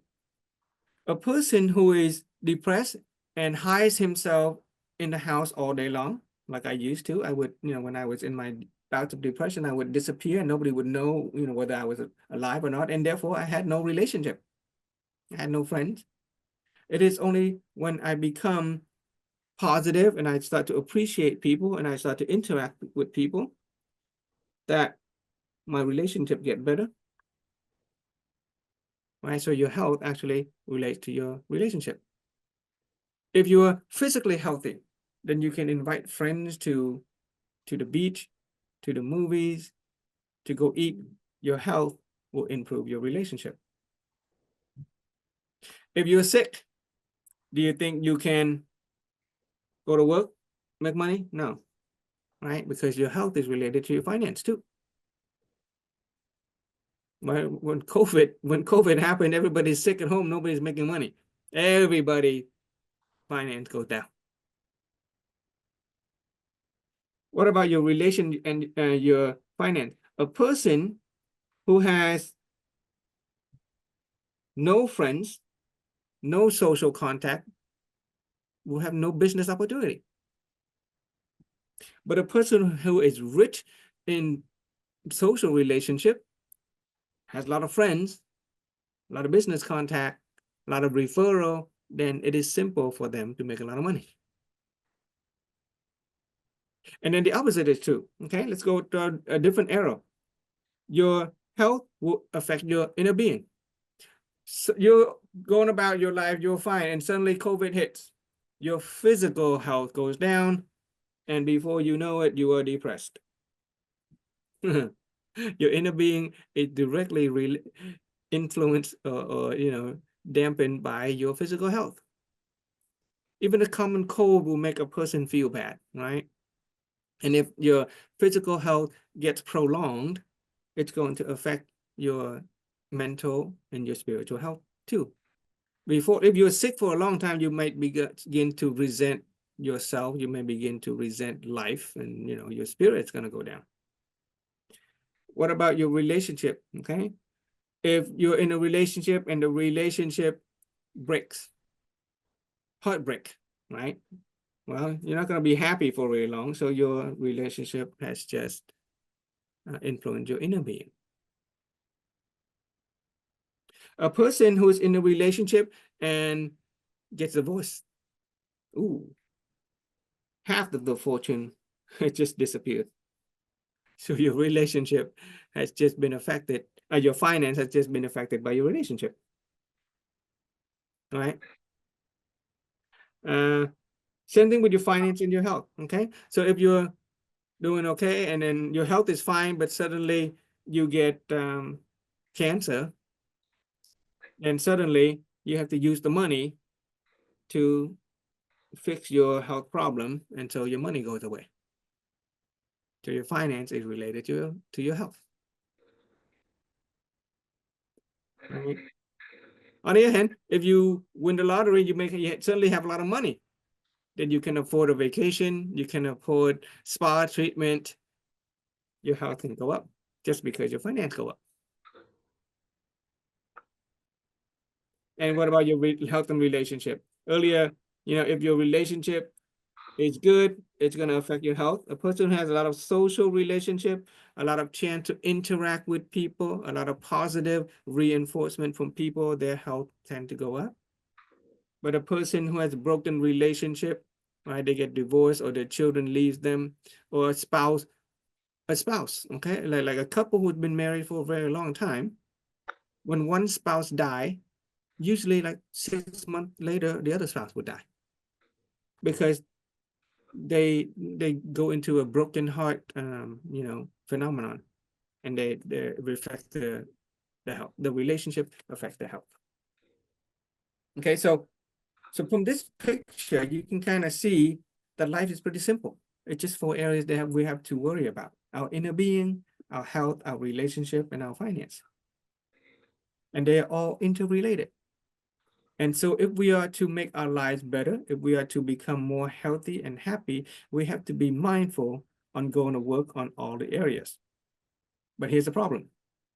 We have been trying to do that, but we've been going against the flow of the river, the flow of the principle. By doing what? We've actually been trying to remove the darkness. How do we do that? We've been trying to solve the problem.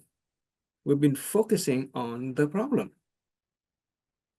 If we have mental health problem, we go to the doctor and we expect the doctor to fix the mental health problem, and doctor give us a pill.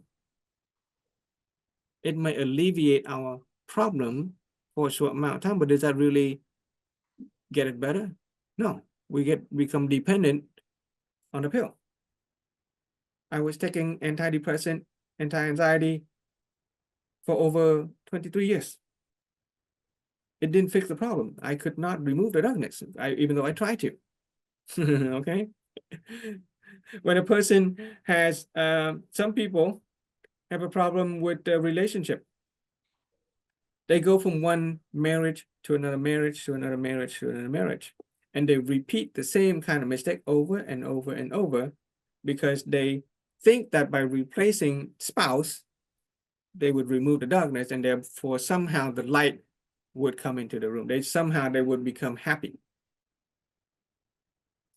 By changing spouse, they think they would be happy in a marriage relationship. When a person goes in debt, let's say credit card debt, they try to solve the problem of credit card debt by opening another credit card. Yeah, you can immediately solve the problem by transferring your balance over to another credit card, but you are still in debt. Or worse yet, people would work harder, get a second job, and so they trade their health for the finance. Once again, trying to remove the darkness from the room.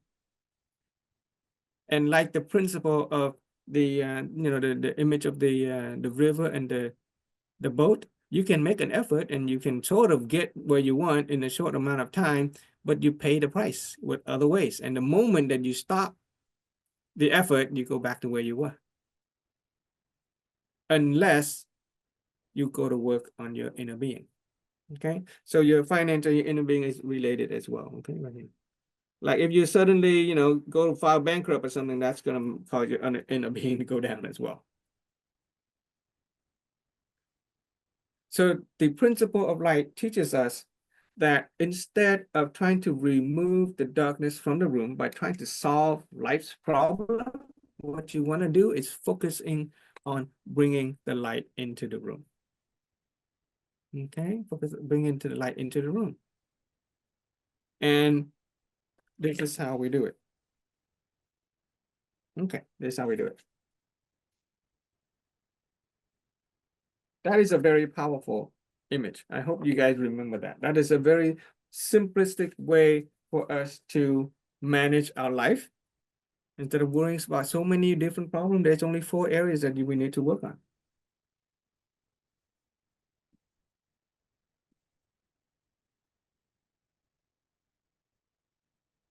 Do we need a break, guys? Does anybody need a break? See, I see Vince is away from camera. Let's Yes, take a little bit of sure. water break. Water break. Let's do it, 5-10 minutes or something like that. Okay. Yeah. Okay, thanks, Frank. Mhm.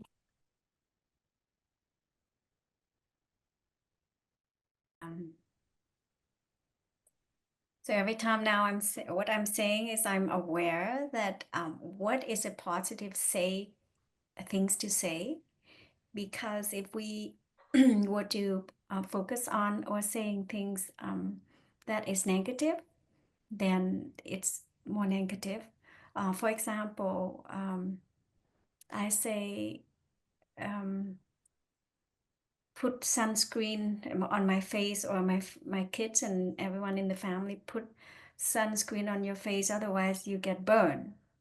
Instead of saying that, I say put sunscreen on your face so your skin and your face will be protected. Yeah, so that's more light than that's more positive way. So to me is that's an example.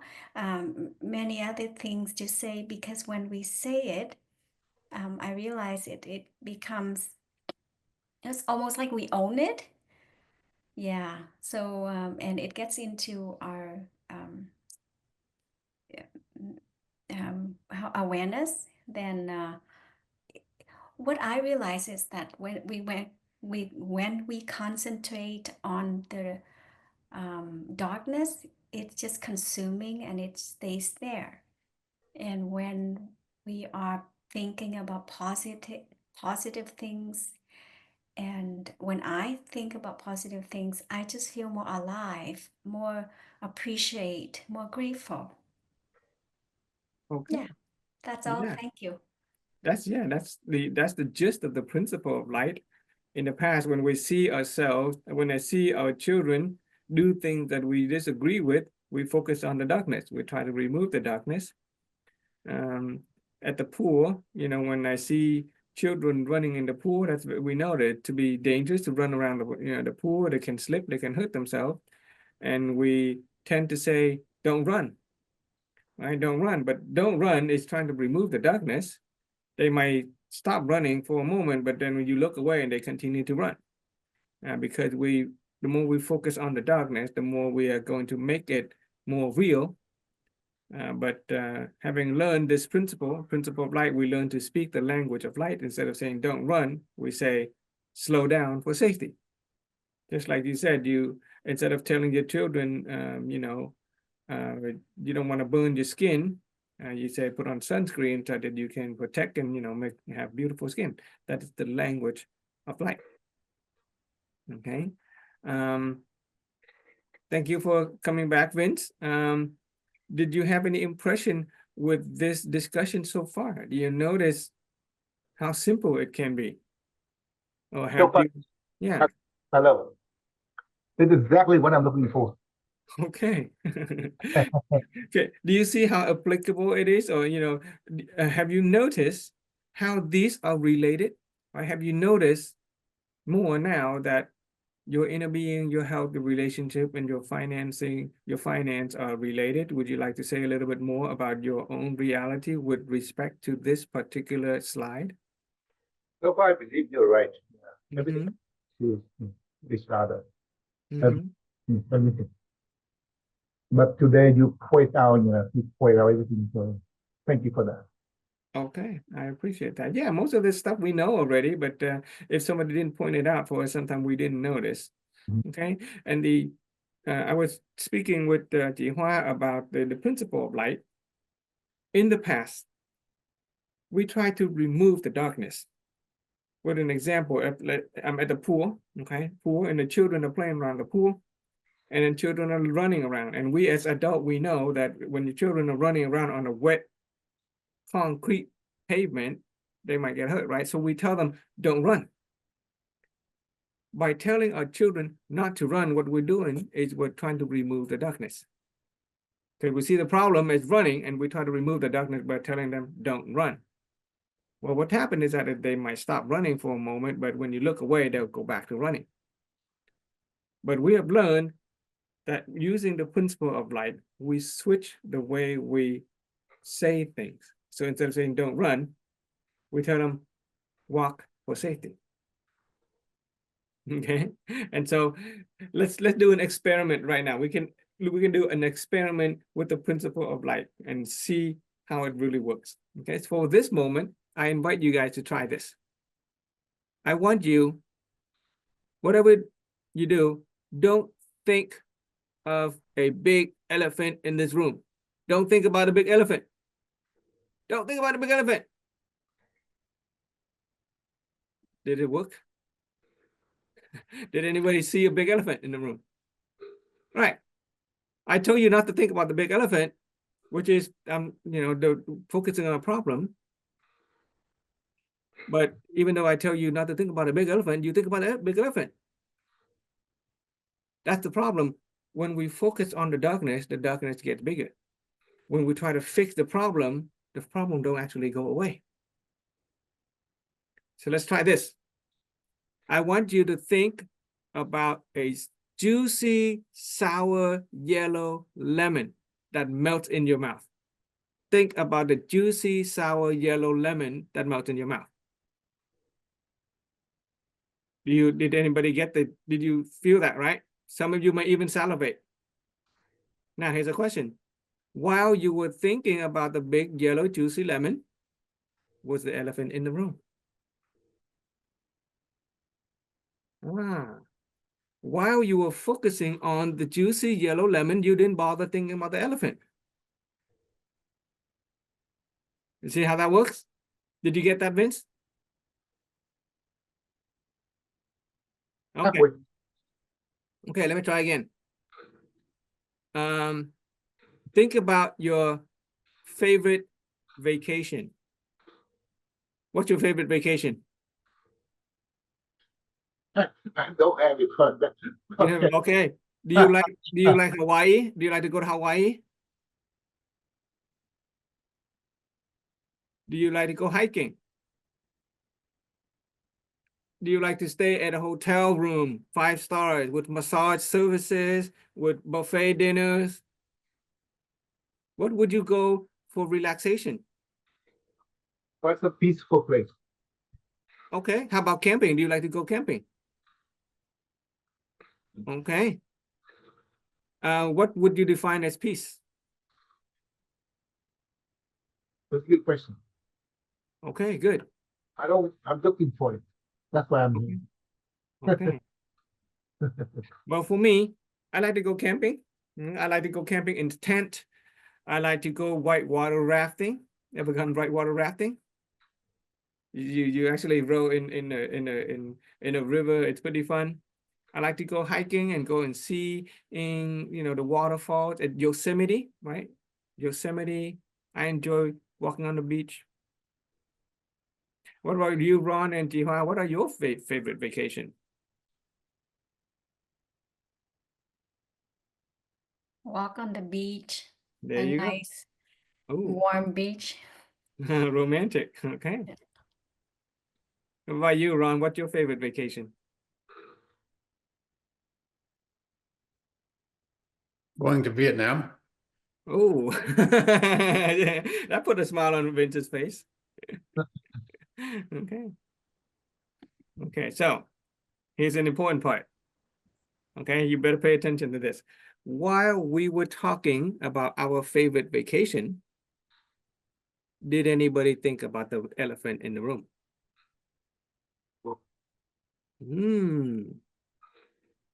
See? While we were bringing light into the room, we talked about vacation, we talked about things that relaxes us, things that we enjoy. We didn't think about the elephant in the room. We didn't think about the darkness. That is how the principle of light works. If we focus on the darkness, if we keep on trying to remove the darkness, try to remove the elephant in the room, we can't because it is there. The more you focus on the darkness, the more you try to remove the problem in your life, the more it gets bigger. And that is like growing against the flow of the river. We try and we try and we try and we try. We put motor in, we invest time and money and effort. We go to therapy, we take self-improvement courses in order to what? To fix our problem. I began this journey doing that. I took many different self-improvement courses with the purpose of solving my own mental health problem. It helped a little bit, but it come back because I was still trying to remove the darkness in the room. The more you focus on the darkness, the more you give energy to it and more it appears. It is only when I understood the principle of light that the only way that you can brighten up a dark room is to bring in the light. Because when there are light in the room, there is no room for darkness. When you fill your life with all the positive activity that you like, there's no time to be sad. But if you try to, try to fix the problem with work, try to fix the problem with stress, you try to fix your problem is just going to be there. That is an important distinction. If you learn anything at all you got to learn is that today. The principle of light, okay? If you fill your life with all the things that you enjoy, all the positive and healthy and happy things, then you have no time to be sad. The problem would just go away. It won't completely bring out of existence because light and darkness is a duality. The moment we stop the light, the moment we turn off the switch, the moment we close the blind, the moment we blow out the candle, guess what? Darkness comes back in. The moment we stop being positive, negativity will come back in. That's a very powerful point to make. So we have to maintain it. Okay, nothing lasts in this life, but the only way to make it last is to nurture it and maintain it. Okay, to keep the light burning, keep the candle burning in your room. Okay, keep the light on. You get that? Okay, so let's discover how we can actually do that with our light. Okay, so how are we going to bring light into this room? That is our inner being, our health, our relationship, and our finance. Okay.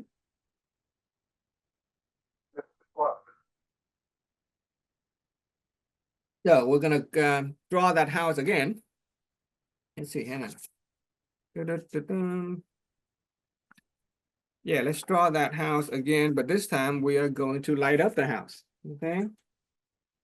This is my favorite part, one of my many favorite parts.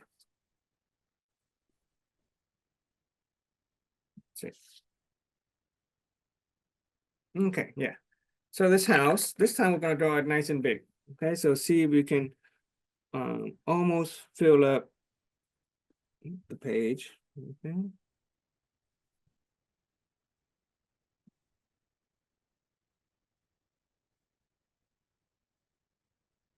There you go. Let's at the bottom, let's label that again as a principle of light.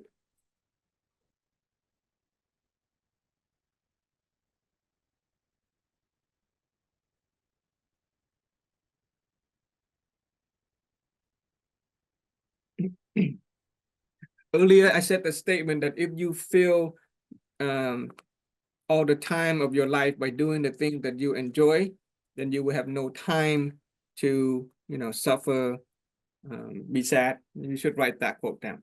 Okay. In fact, if you spend all the time of your life doing things that are positive, then you will have no time to do the negative things.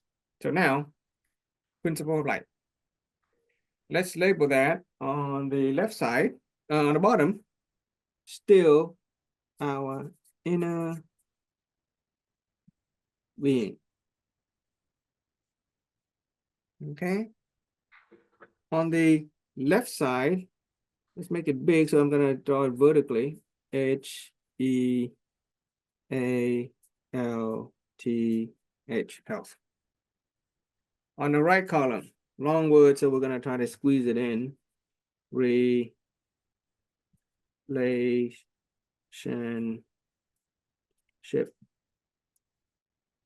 Multiple relationship S.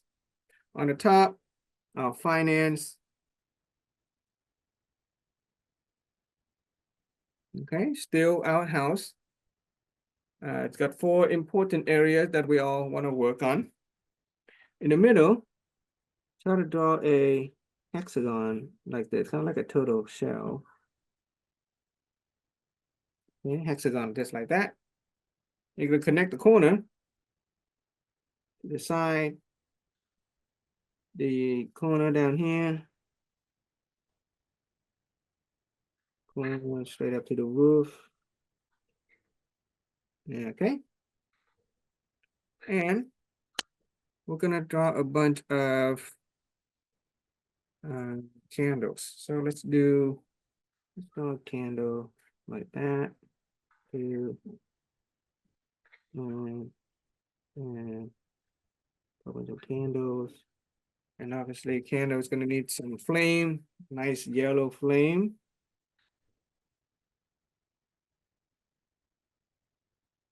We're going to light up this house. Nice flame there. Okay. Make it look like flame. If we can outline it a little bit.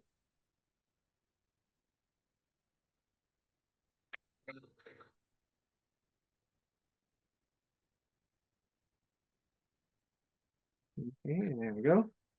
Nice flame with maybe some radiance.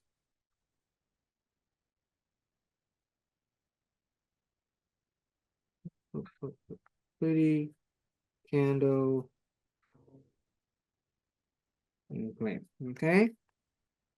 Each of that, we're going to label it.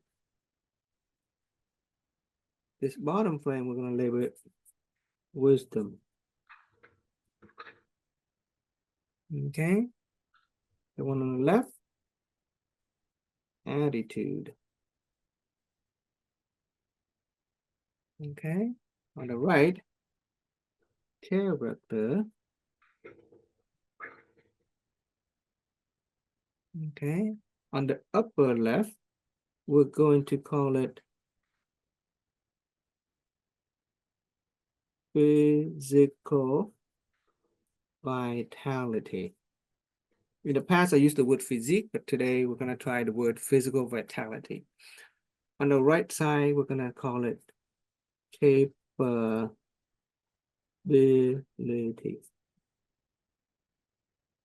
Okay. In the middle, we're going to write integrity.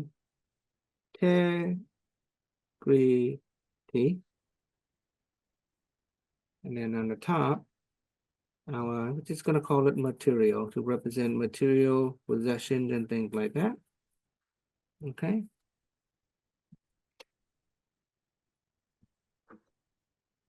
So what we're going to do is we're going to light up our house beginning with the light of wisdom. We're going to light up the candle of attitude. We're going to light up the candle of our character.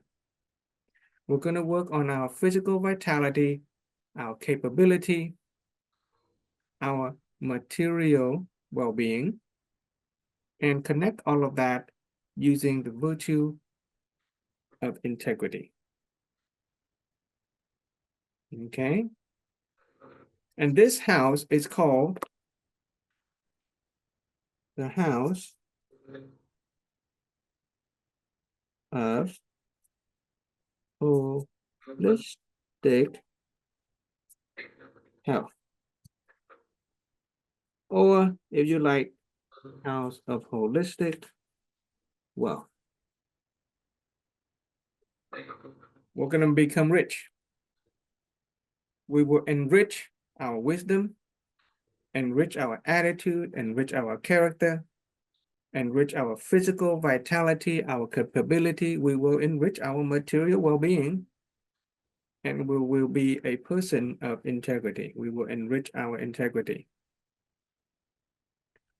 And we're going to become holistic rich. Okay, these are 1, 2, 3, 4, 5, 6, 7 candles of holistic health, or 7 candles of holistic wealth.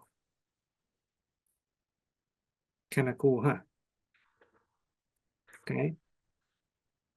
And the inner being stays at the foundation. Our health and our relationship are the pillar that hold up our house. And with that, we're going to top it up with material well-being, which is our finance. In fact, look at this. Imagine this house have these, basic structure, right? Where these represent the walls and the, okay? At the bottom, on the foundation is still our inner being, right? Our walls are our health and our relationship. The top is our finance. Have you ever met or known people, or maybe ourselves, have we ever spent a lot of time and effort building the house from the top down, like working on our finance, at the expense of our health, our relationship, and our inner being? Right? If we work and work and work, and we focus on trying to work, and we at some point we'll make a lot of money. But if, as a result of our working, we make a lot of money, but we experience physical health problem, right? Our pillar of health falls apart. Guess what? Our finance falls apart. We basically use the money that we made in order to pay for our health. Cancer, people, sell the house and, stuff like that. How about people who spend a lot of time working and working, making money, right? But they didn't pay attention to their relationship with their children, relationship with their spouse. The spouse decided to get divorced, half the fortune just disappeared. Right? Okay. How about somebody who spent a lot of time making a lot of money, okay, a lot of material possession, nice car, big house. Some people even have airplanes and helicopters and great big, material possession, but they become, let's say, arrogant. Maybe they become conceited. Maybe they start to resent people. Or maybe they experience a nervous breakdown. The inner being gets in trouble, right? The wisdom, the attitude, the character. And when the foundation of this house is gone, everything collapses. We see it all the time. We see it all the time. Okay, so what we do, okay, so that's why we this is this is the roadmap to elevate or raise our inner awareness. Okay, we begin by building a strong foundation of inner being.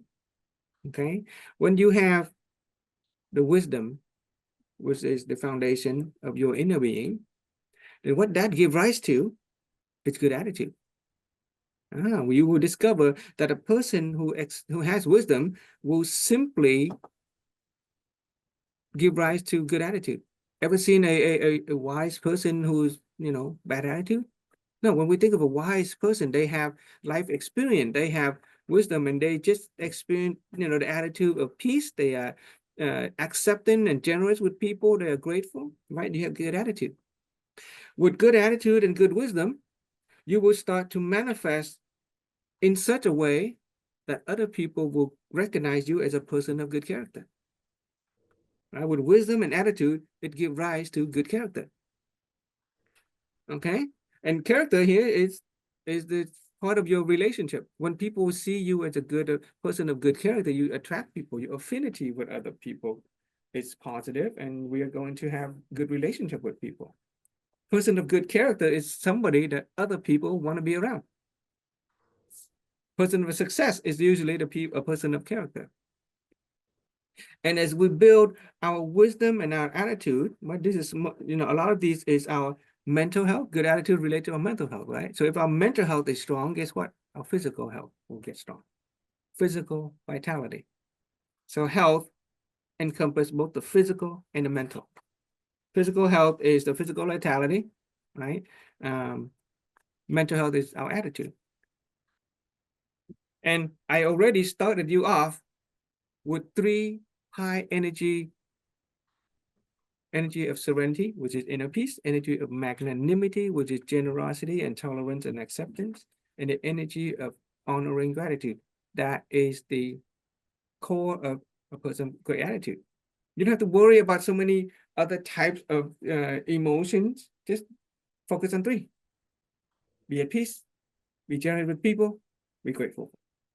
Just cycle through that all day long, and in short amount of time, you will feel really good, and your body will follow suit. That comes from wisdom.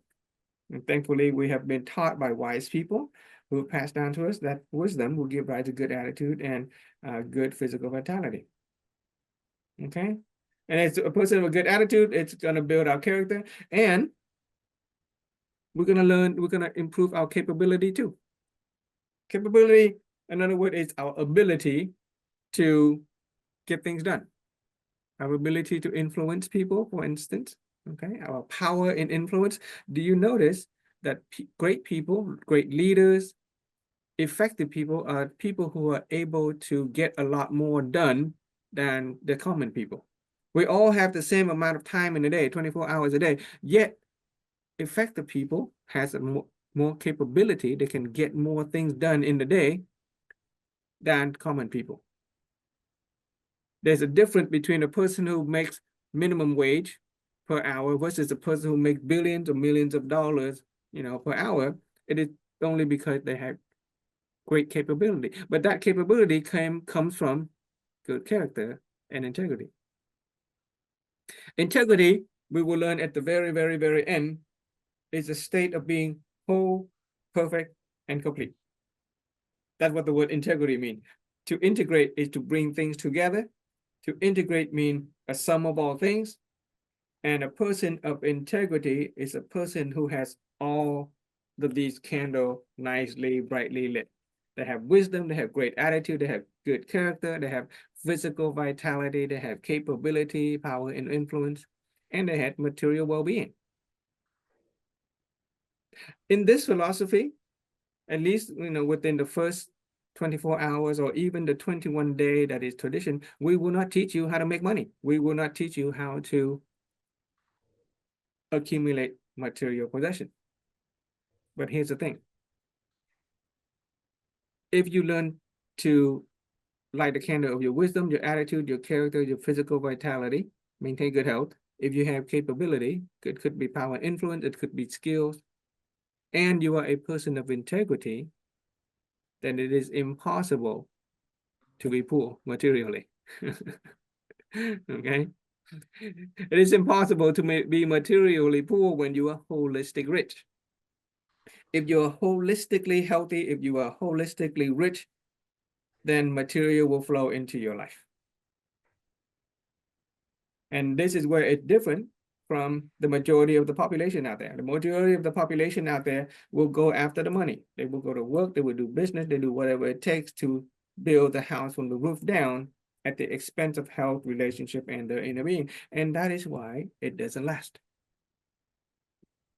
Okay, that is why even as a person accumulate and they come very rich, and at the end of their life, the health decline, the relationship decline, their inner being goes away, they get dementia and stuff, and they can't really enjoy any of the material possession, and oftentimes they'll even lose it. But if you begin with the foundation of wisdom, develop your character, your attitude, maintain your good physical health, improve your skills, your capability, right? Keep all of that with integrity, then you will be rich in no time. And that is how we bring in light into the room. And we're going to do that all at once, okay? We're not just going to, you want to make sure that all the light, the candles are lit all the time in your room. Because you can argue that if all we have is just one candle, then there's a bit of a shadow. There's still some darkness in the room if all you have is just one candle. But instead, if you have multiple candles, okay, so multiple candles, imagine these are all candle of light, and then so the light from these will, will drive away the darkness from the shadow from another candle. And so when you have your entire house full of candle, full of light, then there will be no room for darkness. Or if you speak in terms of time, if you spend all your time working on building your wisdom, your attitude, your character, your integrity, your capability, your physique, your material well-being, then you will have no time to be sick. You have no time to be sad. You will have no time to be negative. Think about that statement. So instead of spending your time on removing the darkness, right? Vince and I, we have both been studying an energy healing practice. When I first approached the energy healing practice, my mentality was to remove the darkness from the room. And whereas that helped, but as long as I was still focusing on trying to remove the darkness from the room, it was not as effective and complete as I wanted. I still get depressed from time to time. Until I was able to switch my perspective and awareness to one that focuses on the light, focus on raising my wisdom, focusing on improving my attitude, focus on my character, my integrity. And then that state of being wholeness, whole, perfect, and complete, as a person of integrity, endures. Okay, so we want things that endure, right? Or do we prefer things that permanent? Do we just want to be healthy one day and then go back to being depressed and anxious another day? We want things that last. Okay, and this is a sure way from the bottom up, from the inner being, from the foundation up. Okay. Well, how do you feel so far? Any impression? Very good. Question? Yeah. Maybe I do this with Frank. Let's say we try very hard. We try right. But do you believe in fate or destiny? Good question. That is an answer. That is a question that I will answer later when we take a different, when we start getting into the human nature. We'll definitely talk about fate and destiny. We'll definitely talk about free will. Okay, so wonderful question. So keep that. It's a good idea to write it down. Go ahead and write it down so that you don't forget it. But I don't want you to get stuck on that question while we are on a different topic. So can you do me a favor? Go ahead, write that question down. Okay, we'll get to it and it'll come back right away. You know when to ask, and it's possible that when we get to it, you won't need to ask anymore because I may have already answered through the presentation itself.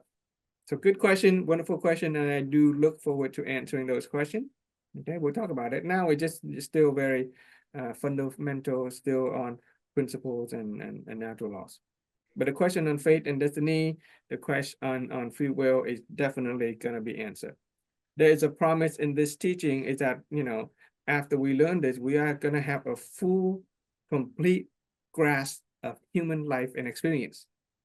That is a bold statement, that anybody who learned this philosophy is going to have a full and complete mastery, a full and complete grasp about our own life and experience. Okay, pretty bold statement, but it's possible. It's very simple. Okay. It's a step-by-step process. Okay, but we need to expand our awareness. We need to raise our wisdom in order to understand have a good answer to those questions that you've asked. Thank you for asking. Okay, good energy, good student. I like that. Okay, let's see. So how do we keep the light on? Okay, how do we keep the light on and prevent, wisdom from going away? How to prevent attitude from disappearing and character and integrity to turn off? Okay, let's see.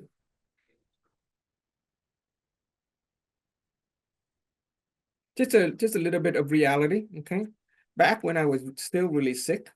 Okay, an example of me trying to solve the problem, my illness, is taking medication. Back when I was still really sick, I would be, come down with a cold or a flu whenever the season change, right? We tend to catch a cold when the season change. It's called a seasonal cold. And I have allergies, so whenever I get a cold or a flu, I would cough. I would cough for a very long time. Back when I was really, sick, I could cough for like 3 months.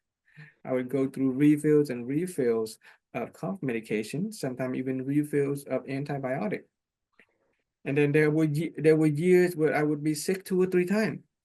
So if you imagine being sick 2 or 3 times, each time 2 or 3 months, that's like 9 months out of my entire life is being sick.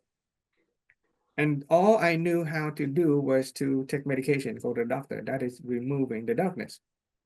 But the darkness came back. Right? I got sick again until I understood the meaning of the principle of light. When it comes to physical health, I just throw it out there. Okay, we'll just throw it out there. We haven't sort of gotten to it, but it doesn't, since I'm sharing. When it comes to physical health, and mental health, there's a World Health Organization, WHO, World Health Organization. It is an international body, part of the United Nations, that defines health as a state of complete physical, mental, and social well-being. Okay, so health is a complete, is a state of being. It is state of complete physical, okay, mental, and social well-being. When I was having a cold, all I understood was physical. I just took medication, and yeah, that alleviated my physical ailment. But as long as my mental health state was depressed, as long as I was still anxious and stressed, that mental state decreased my immune system. So I kept getting sick. My social relationship was negative with most of the people. I was isolated. I didn't have positive social relationship. That lack of social support also affected my physical and mental health. Mental, not mental. Okay. Mental. So health is a state of complete physical, mental, social well-being, and not merely, there's another part, not merely the absence of disease or infirmity. Okay. So I just write the definition, okay. WHO, health is a state of complete physical, mental, and social well-being. Okay, well-being. And not merely and not merely the absence of disease or infirmity. Okay. The World Health Organization is not a religious organization, but when I have quoted the World Health Organization's definition on health, health is a state of complete physical, mental, and social well-being to people like my patient at work, they would actually tell me, Frank, you should include the word spirituality in it. Oh, so there are people who recognize that health is not only physical, mental, and social, but there is a dimension of spiritual in it as well. Okay, so I'll just keep the definition of the World Health Organization, but understand that there's a physical, there's a mental, there's a social dimension, but there is also the spiritual dimension. Fortunately, in this sharing, we will talk about that. Okay, we will cover the physical health, which is obvious, of body. Okay, there's a mental health, there's a social relationship inside our, our house of holistic health here, relationship. But there's a dimension of spirituality. The dimension of spirituality lies within our inner being. It is explained by religious and spirituality, religions of the world. Questions like fate, destiny, free will. Yeah, those questions will be answered using the religious perspective that we are going to encounter later on. Okay. Okay, so that's just a little sidetrack with my own sharing of my own reality. Once I understood the need for physical, mental, social, and spiritual well-being, I went to work on lighting up all of these candles, and not so much on focusing on trying to fix the problem, fix my health problem. Okay. If 100% of your time is focused on lighting the candle of wisdom, attitude, character, integrity, capability, physical vitality, and material well-being, then you have no time to be sick or be sad. Okay. Okay, so how do you keep that light on? Okay, so now that we, part of this sharing is going to help you light those candles, but how do you keep it on? And the way to do that is, let's see.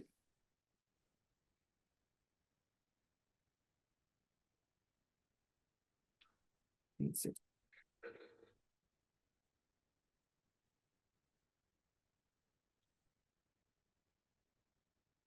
Okay. So if we look at we write those words again. Okay, these words. I'm gonna write it again. But this time we're gonna write it.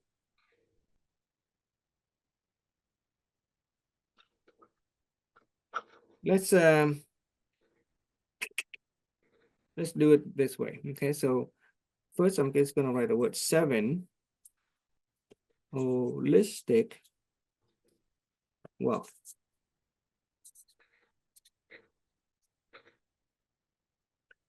Now, previously,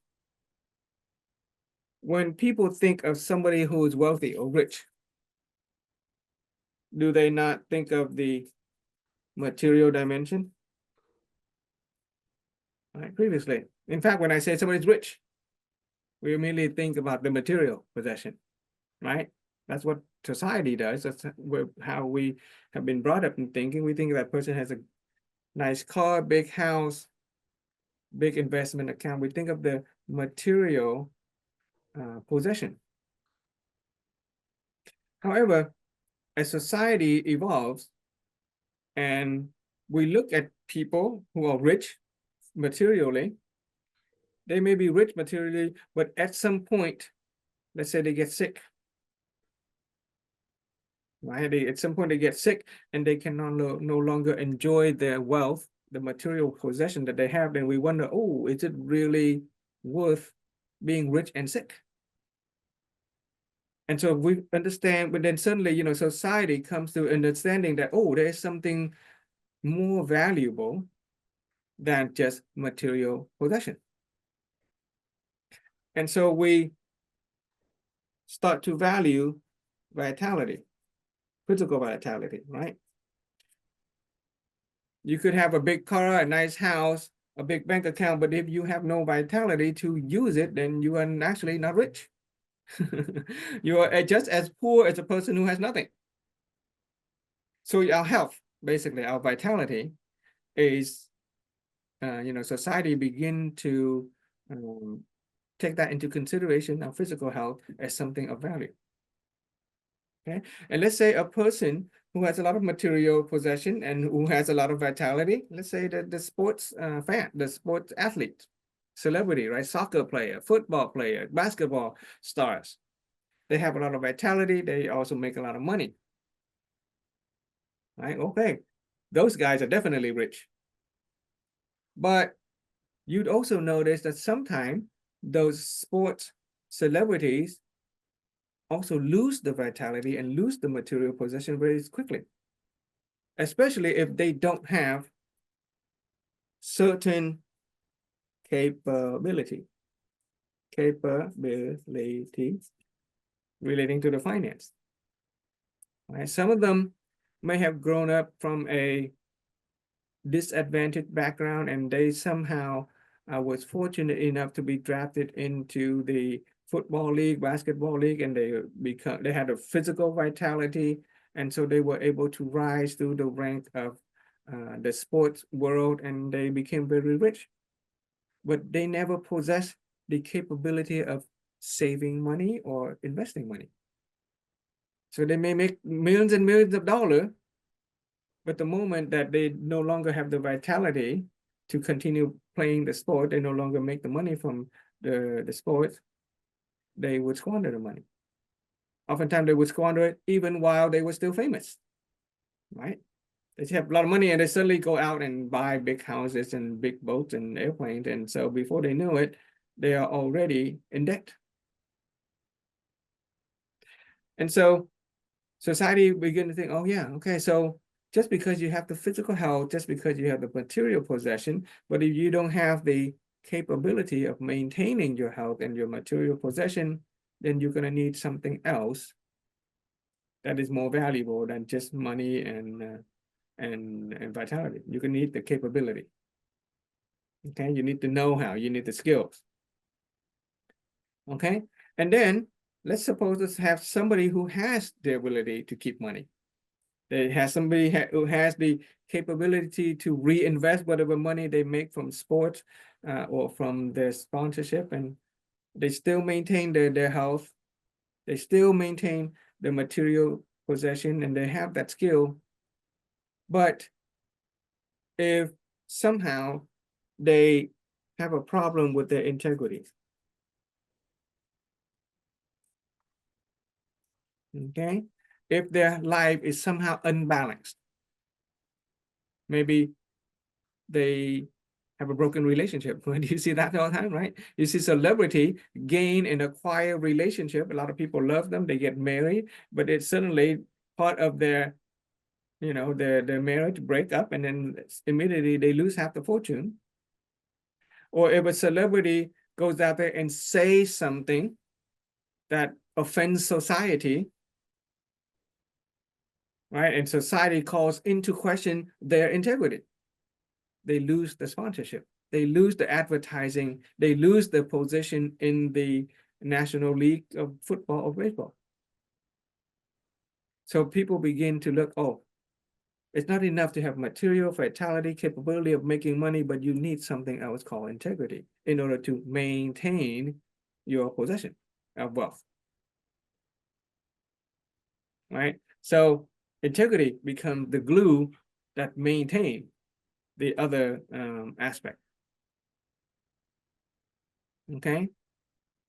And if a person who maintain their integrity would maintain their possession with integrity, but if they start to have some kind of character flaw, okay, then that can start to threaten their physical well-being as well as the material well-being.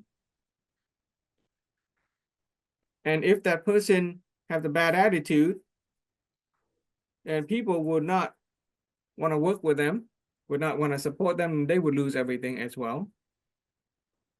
And finally, if a person has no wisdom,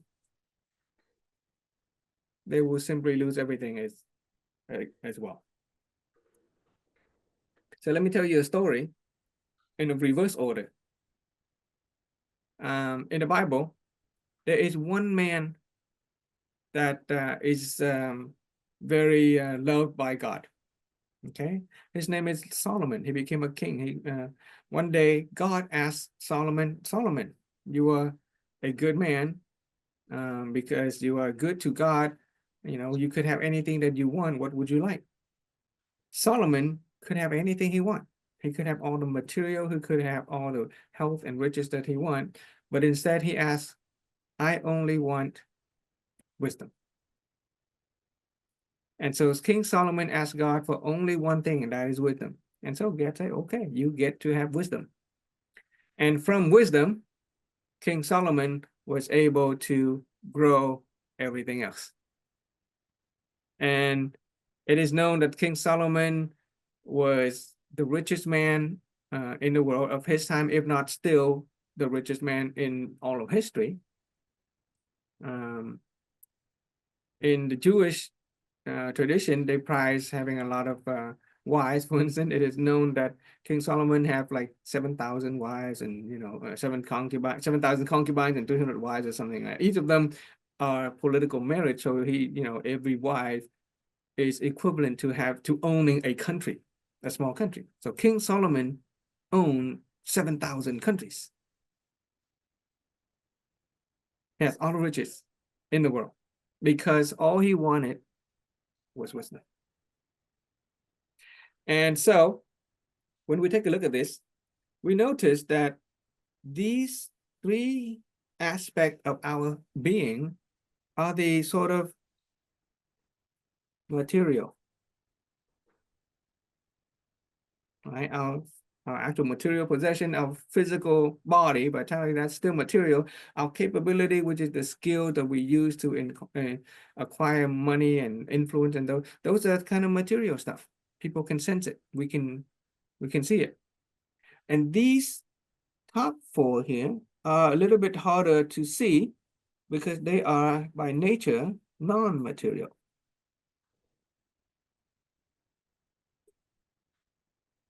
It is sort of the invisible stuff, but these invisible stuff, these foundational stuff that give rise to the visible stuff. And so it's kind of, right?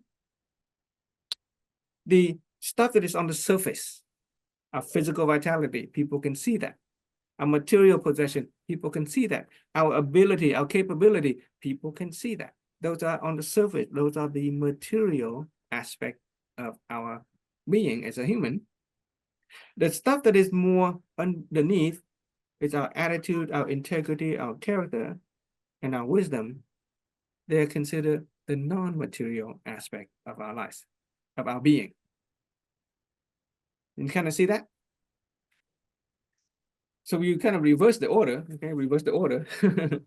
It is the wisdom, which is the foundation, that give rise to attitude, character, and integrity. These are the non-material aspect of our being.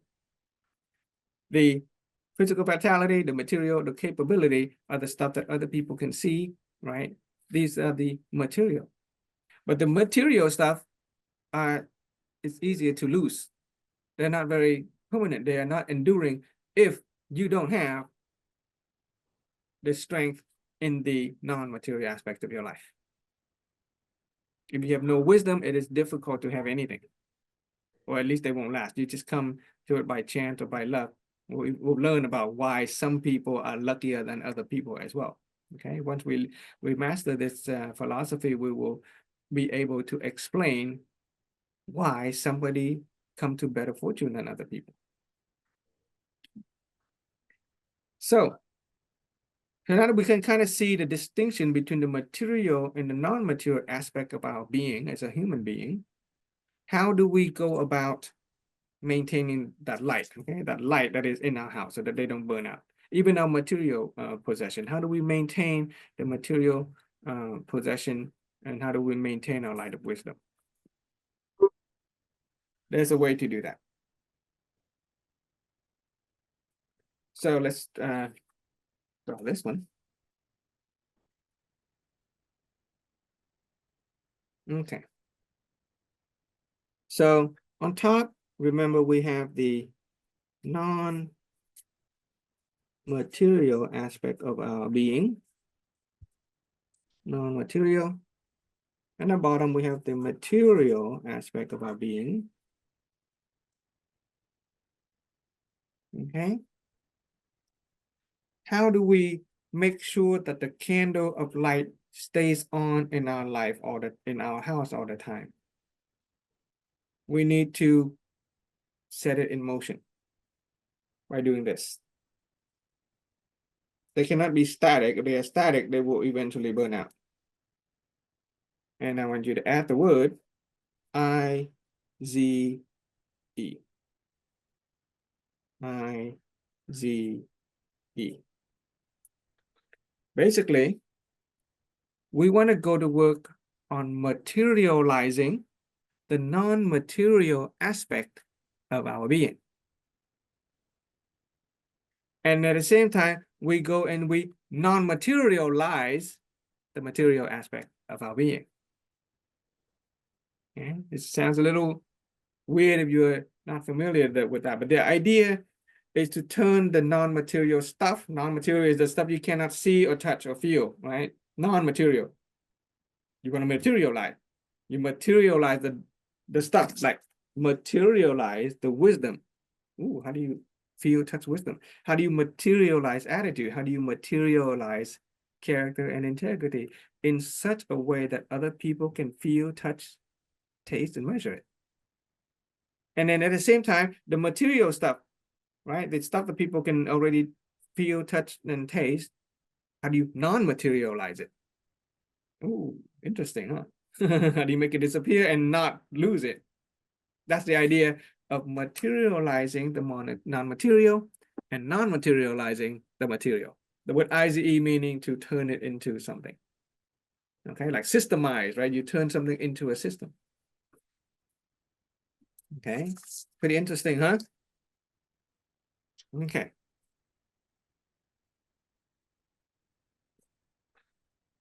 Okay, it turns out that the physical world, the worldly view, they're actually very good at non-materializing the material stuff already. We may not have noticed it, but the business world, especially the marketing world, is very good at non-materializing the material. And how do they do that? Take, for example, we go to the store and we look at we want to buy a watch. Okay, a watch. A watch could cost an X amount of dollars. If you count the material cost, if you count the labor cost of putting the assembly cost, if you count the design, the production, the sales and transportation of the watch, it costs a certain amount of dollars. That is the value of the watch. However, the marketing world is very, very smart. Instead of just selling the watch as is based on its actual production cost, they will have a celebrity wear the watch. A really famous celebrity, a football star, a basketball star, a movie star, even a president. They will have those super famous people wear that watch and thereby elevating the value of that product. The same watch that costs X amount of dollars could now cost 10, 50 times, simply because they have just non-materialized the value of the watch. They have infused non-material value. It still costs X amount of dollars to produce it, but now because it is associated with a celebrity, somebody of high value, then the watch had become high value. Right? Another way they do that is to limit the edition. If the lady want to buy a purse has a material cost. Maybe the purse is made of some kind of animal skin. It costs, there's a assembly cost, there's a production cost, there's a transportation and sales cost. And they could make 1 million purse because, let's, whatever material, it's simple to make. But instead of making 1 million purses, the marketing will limit it to only, let's say, 500. Ooh. And so immediately the purse become a rare item. And because it is a rare item, the value goes up. This is how the gold industry control the price of gold. This is how the diamond industry control the price of diamond. The industry that mine diamond, they have tons and tons and tons of diamond, but they don't release them all. They release only a tiny amount, and thereby raising the value of the item. So one way that they non-materialize their product is to make it rare. The other way is to associate it with a person of high value. The other way is to make it rare. Because anything that's rare is just going to go up because people's desire and imagination, it is demand and supply, right? Supply and demand. They control the supply and thereby raising the demand. Okay. So how can we non-materialize ourselves? How can we non-materialize ourselves? Well, let's consider we make dinner. Okay. Some of us here like to make dinner for our family. If we just consider the value, the physical value of the dinner is just how much the food costs, the amount of time you put into it, the ingredients, that's about it. And so the value of dinner is just that's it. But if we make the dinner with the energy of gratitude, if we take a little bit of time and research the origins of the ingredients, if we pick organic instead of processed, if we learn the history of the dish that came from the culture, that came from the people, and when we serve the dinner, we educate our family member, then that dinner has just taken on a dimension that is higher value than just the physical stuff. It's got historical value. It's got cultural value. And you turn dinner into family time, into sharing time, into relationship building time. Then food is no longer just food. Food becomes health. Food becomes relationship health. That is one way we can non-materialize our own being. All right. When we perform a task at work, if all we think about is just the task, then that's just a task. It has a certain cost to it. Our job will pay us X amount of dollars per hours to perform a certain job. But if we perform that job, the performance of that job, that's a physical, right? That's part of the capability part of that. This is all material. But if we perform that job with the attitude of serenity, joy, peace, if we perform that job as if you love that job, the task is we love it, we infuse positive attitude to it, we infuse good character and integrity in a common job, then that task that you've done has just taken on a non-material dimension. At my work, I volunteer to clean the coffee pot and fill and prepare the coffee for the next morning. Anybody could do that. But when most people do it, they just do the coffee. But when I do it, I turn it into a meditative practice. Most people just pour the tap water into the coffee pot. I take the trouble of taking the whole coffee pot and I stand next to the water filter and I press the water filter button. It takes longer for the water filter to fill the pot than to use tap water. Tap water just pours really fast. So I just kind of stand there and I meditate. I just focus on the flow of the water in the pot. And as people walk by, they notice every day, Frank is just standing there with a sort of serene smile on his face, filling the empty pot. I have just infused non-material quality into the simple act of making coffee for the morning and cleaning the coffee pot.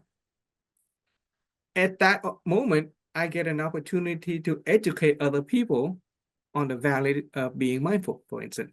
It is a meditative practice for me. It's not just cleaning the coffee pot.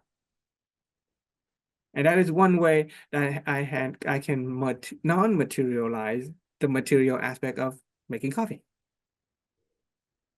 So you get that? All right. And when you do that, then other people look like, oh, okay, that's nice. This is a person of unique character. Nobody bother to clean the coffee pot the way you do it. Nobody bothers to use the filter water instead of tap water. Nobody turn the act of making coffee into a meditative mindfulness practice. And so when it's time to do performance review, beside from my common daily task that I have to do at work, do you think that people are going to notice that, oh, Frank has a little bit more than, somebody else? Or he's got this special thing, the way he makes coffee.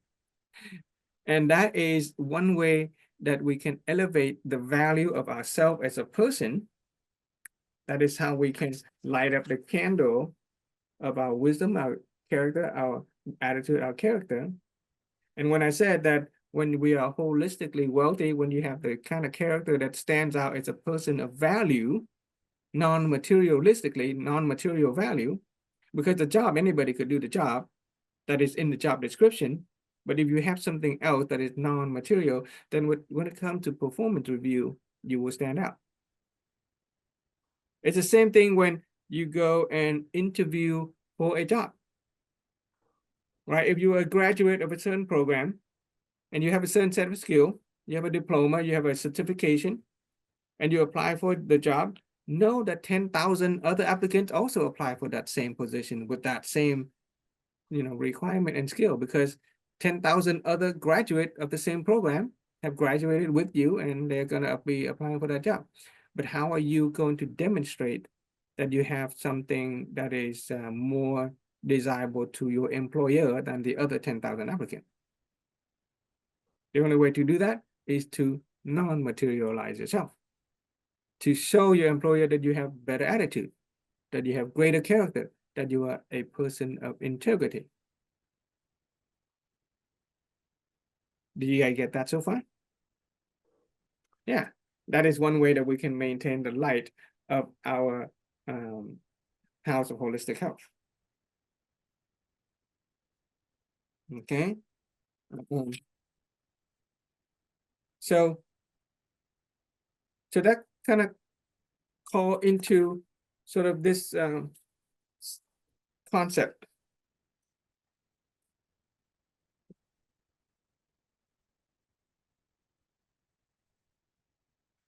When we go to work, what we do is we're working.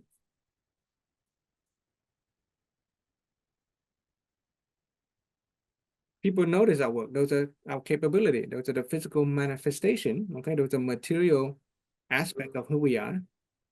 But there's something else. There is a way of being.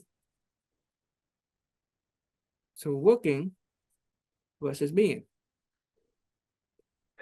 So one way that you can non-materialize the aspect of your being is to consider the being, not just the working. Why? Because we are human beings. We are created human beings. We are not created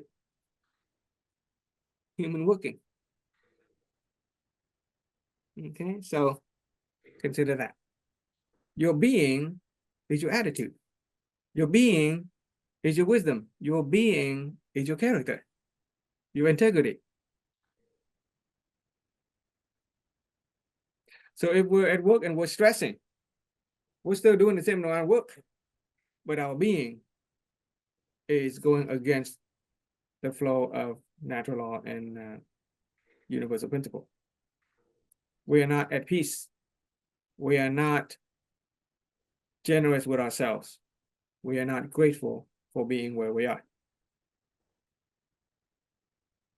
Okay, so human being, we're human beings, we're not human working.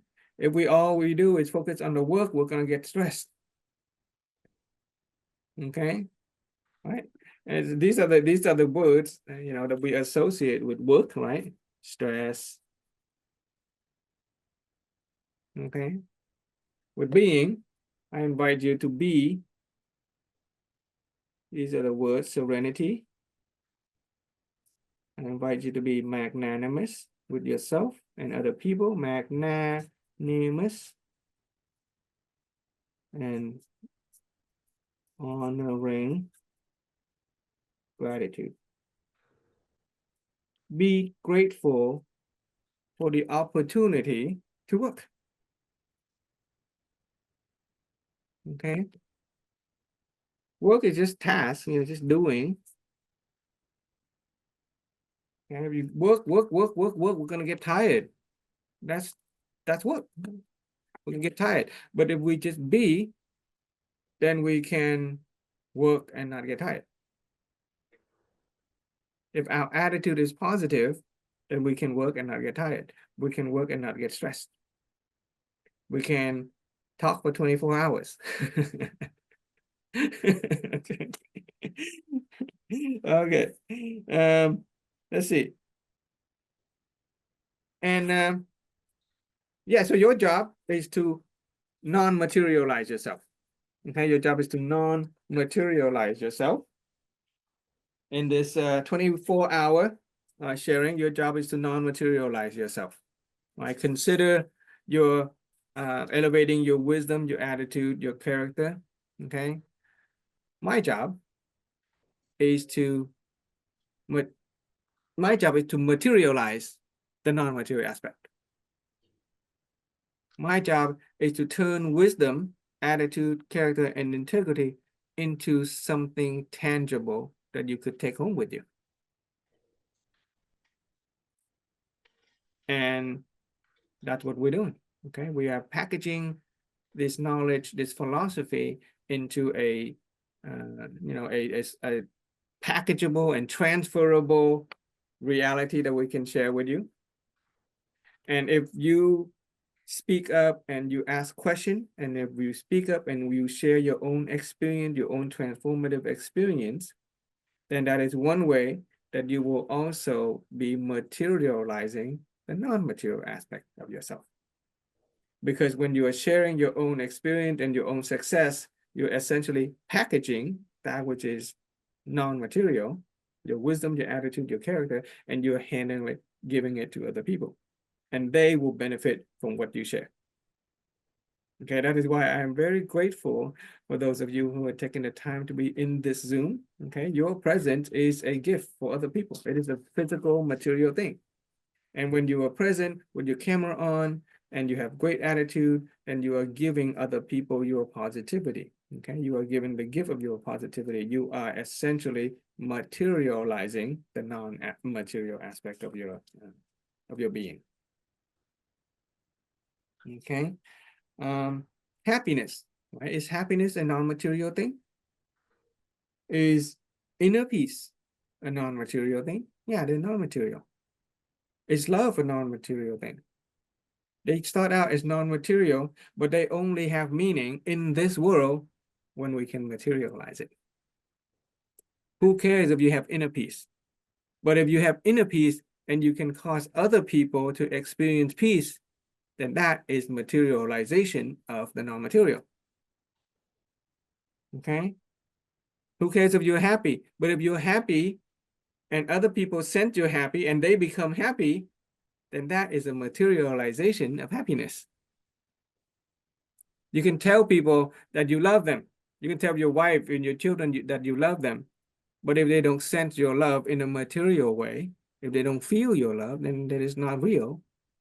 So you have to learn to materialize things like love. And we're gonna do that in this this sharing, okay?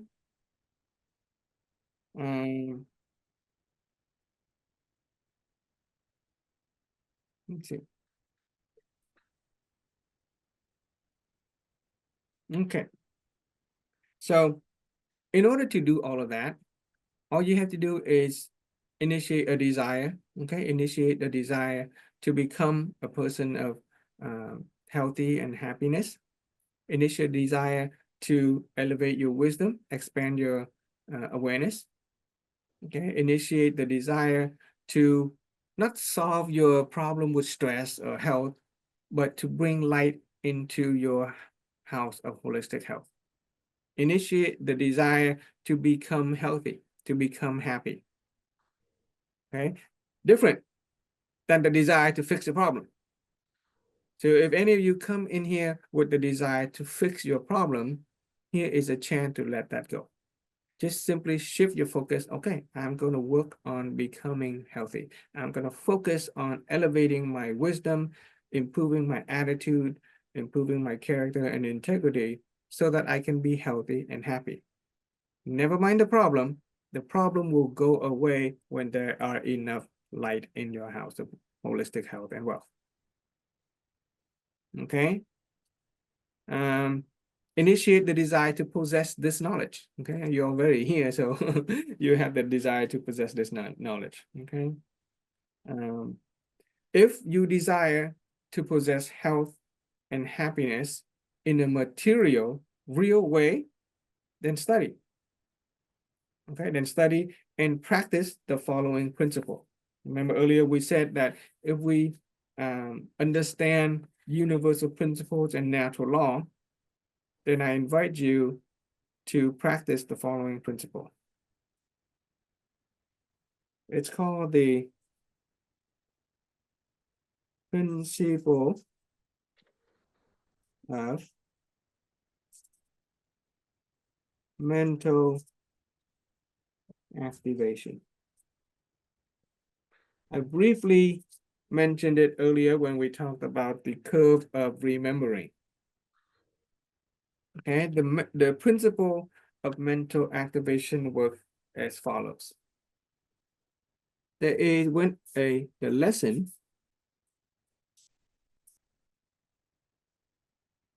okay, there is the impression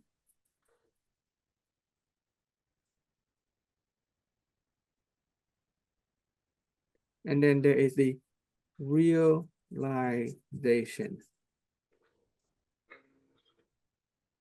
Okay, lessons are anything that is new to you.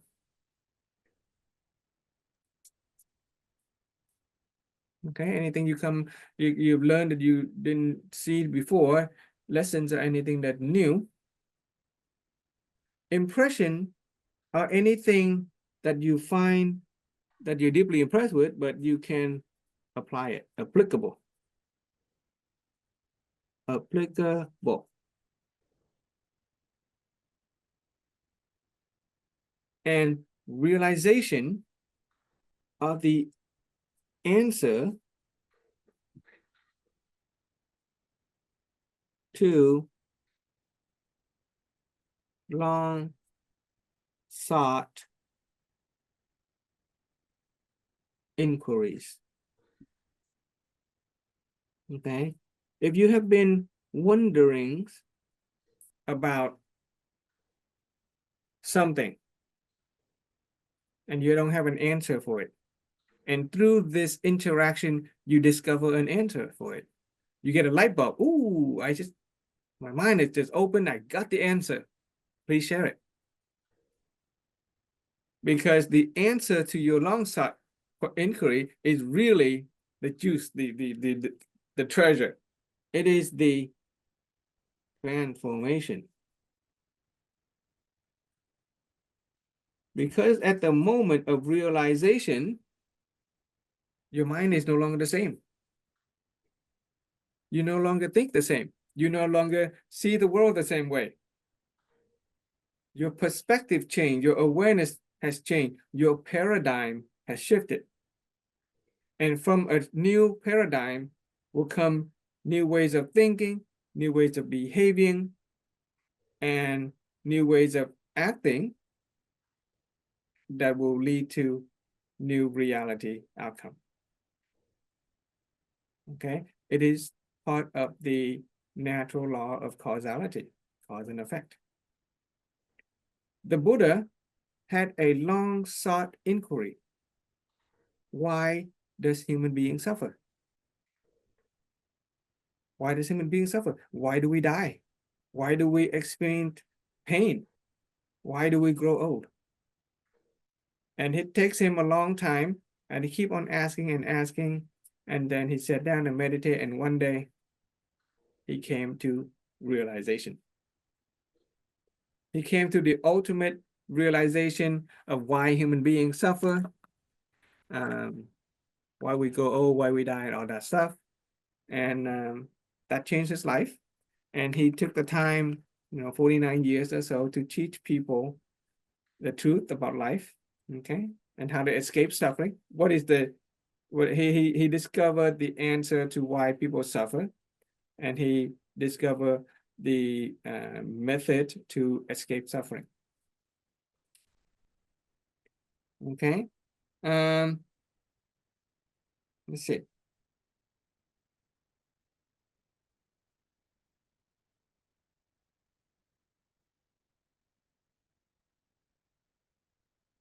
So we were talking about realization. So so far, so with this methodology in mind, okay, so far we spent a couple of hours, 2.5 hours, with a little bit of break in between. Would somebody like to apply this methodology, this principle of mental activation, and share with us what some new thing that you learned? Of those new things, which do you find most impressed? Meaning you can definitely use that from now on. And if after long inquiry, did you experience any realization, the light bulb moment? Let's draw a light bulb.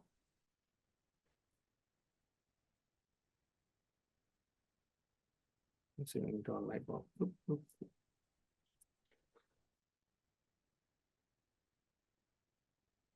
Light bulb moment.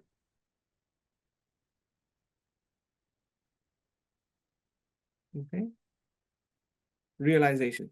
Answer to long sought inquiries. Who wants to try?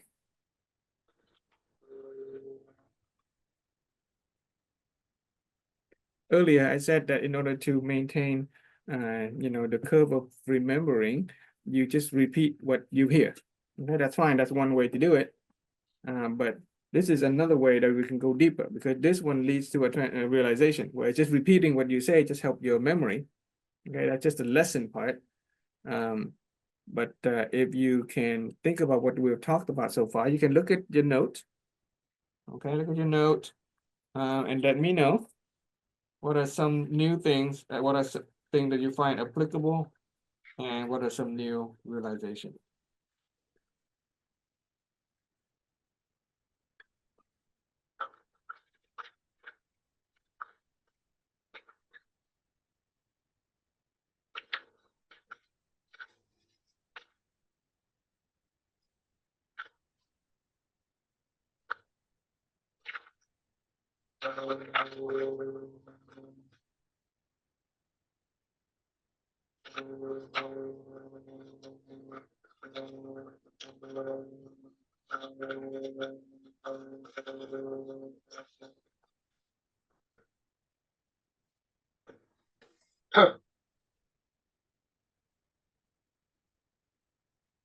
You want to start, Vince? Just pick something. I'm not ready about that. I think one thing, before the phone call to you this morning, I thought that my life was stuck and I have no way out. But after the phone call, after talking to you this morning, I hope that I can get something better for myself. And at this moment, I believe it's possible. Yeah, that's all I can tell you for now. Okay. I'm grateful for your presence. Okay, I'm honored by your participation and especially your feedback. Okay, I'm thank you grateful. very much. Yeah, Yeah, good. Teaching today. I'm really grateful. Yeah. Already I see a little bit light inside your house. Right. In fact, you know, and when the first thing you did when you call me, you know, you the first thing you asked was a problem, right? Do you ever experience depression? But in this sharing just now, you didn't even, you know, you didn't even mention any of your problem. You only you activated the energy of honoring gratitude. Already there is a transformation. You may not have realized that, but you have already experienced a transformation. Okay. Yeah. So thank you so much for that. Okay. After the how you say you draw your health in the Mhm. relationship and planning. Yeah. I got four broken. No. The lesson that you want to get, yeah, is that they are interrelated. Okay. You don't want to focus on the problem. You just notice that they're interrelated. And then we're going to go to work on improving all areas of life. And then any one area of life that we improve, that will pull the other one up. Yeah. You already look more relaxed. You look more relaxed now. Let's have Ron or Jihua share a little bit about what you've learned so far. Okay, this is your way of helping me know if I'm actually getting the material across. Because if it's just a one way, then I have no idea. I might as well just, you know, play back a recording. This is my way of knowing if I'm actually, you know, sharing the material effectively, if it makes any difference, you know, for you.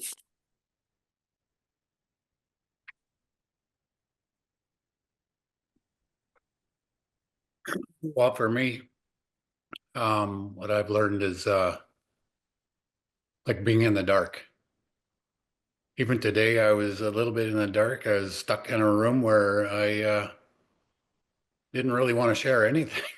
Mm, So now I'm starting to wake up a little bit and not really wake up, but I'm seeing the light again a bit. okay. And I just still got to working on pulling myself out of the darkness. Okay. Okay. Well, consider what you say. Okay. Pay attention to what you say. Yep. If you're working on pulling yourself out of the darkness, isn't that equivalent to removing the darkness out of the room? Yes. So don't try to work. Don't try to pull yourself out of the darkness. Mm-hmm. Instead, okay, don't try to remove yourself out of the darkness. Instead, just be at peace. Mm-hmm. Be magnanimous with yourself. Honoring yourself for having the energy, the time to even be here in the first place.